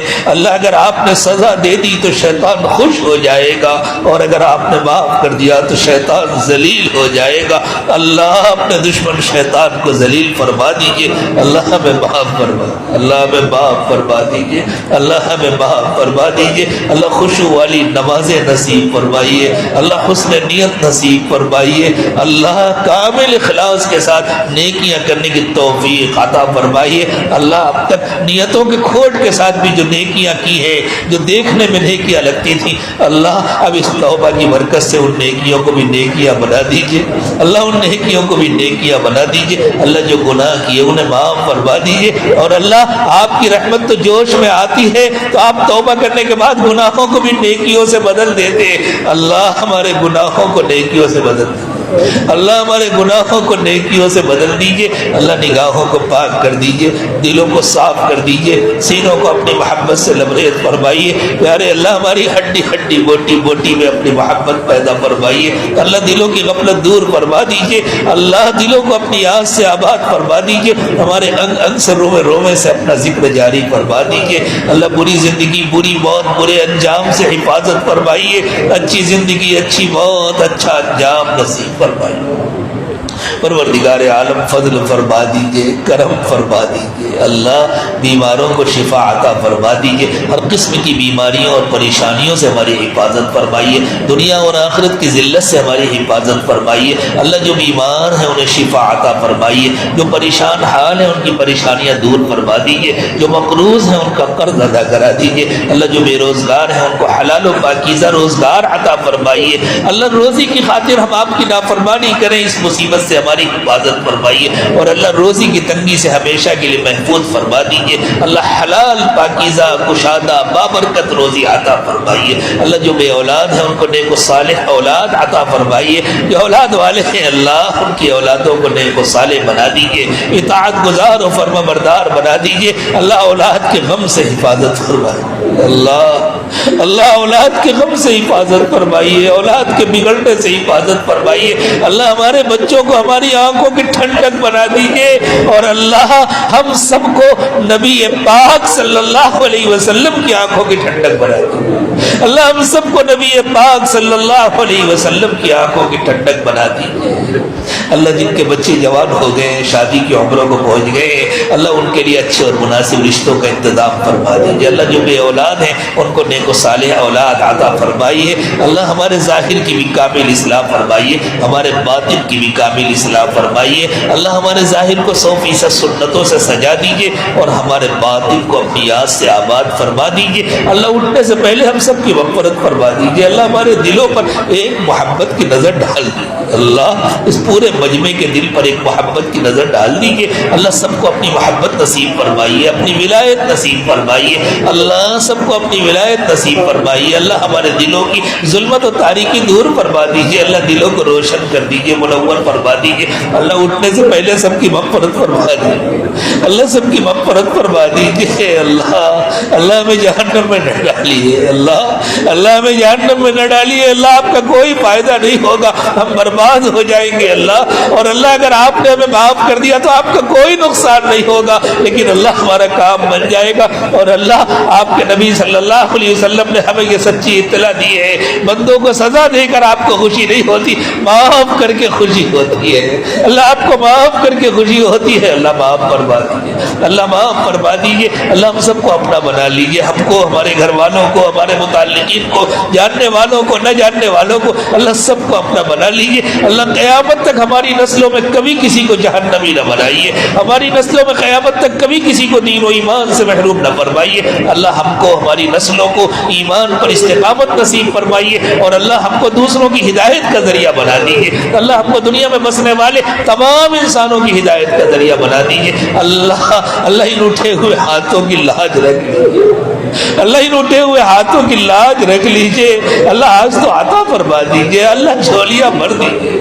اللہ مرادیں پوری فرما دیجیے. سب کے دلوں کی جائز تمنائیں اور مرادیں پوری فرما دیجیے. اللہ دور قریب جن لوگوں نے بھی دعاؤں کے لیے کہا یا ان کو ہم سے اچھی توقعات ہے, محض اپنے فضل و کرم سے ان دعاؤں میں ان سب کو پورا حصہ نصیب فرمائیے. وصلی اللہ تعالی علی خیر خلقہ محمد وعلی آلہ واصحابہ اجمعین برحمتک یا ارحم الراحمین.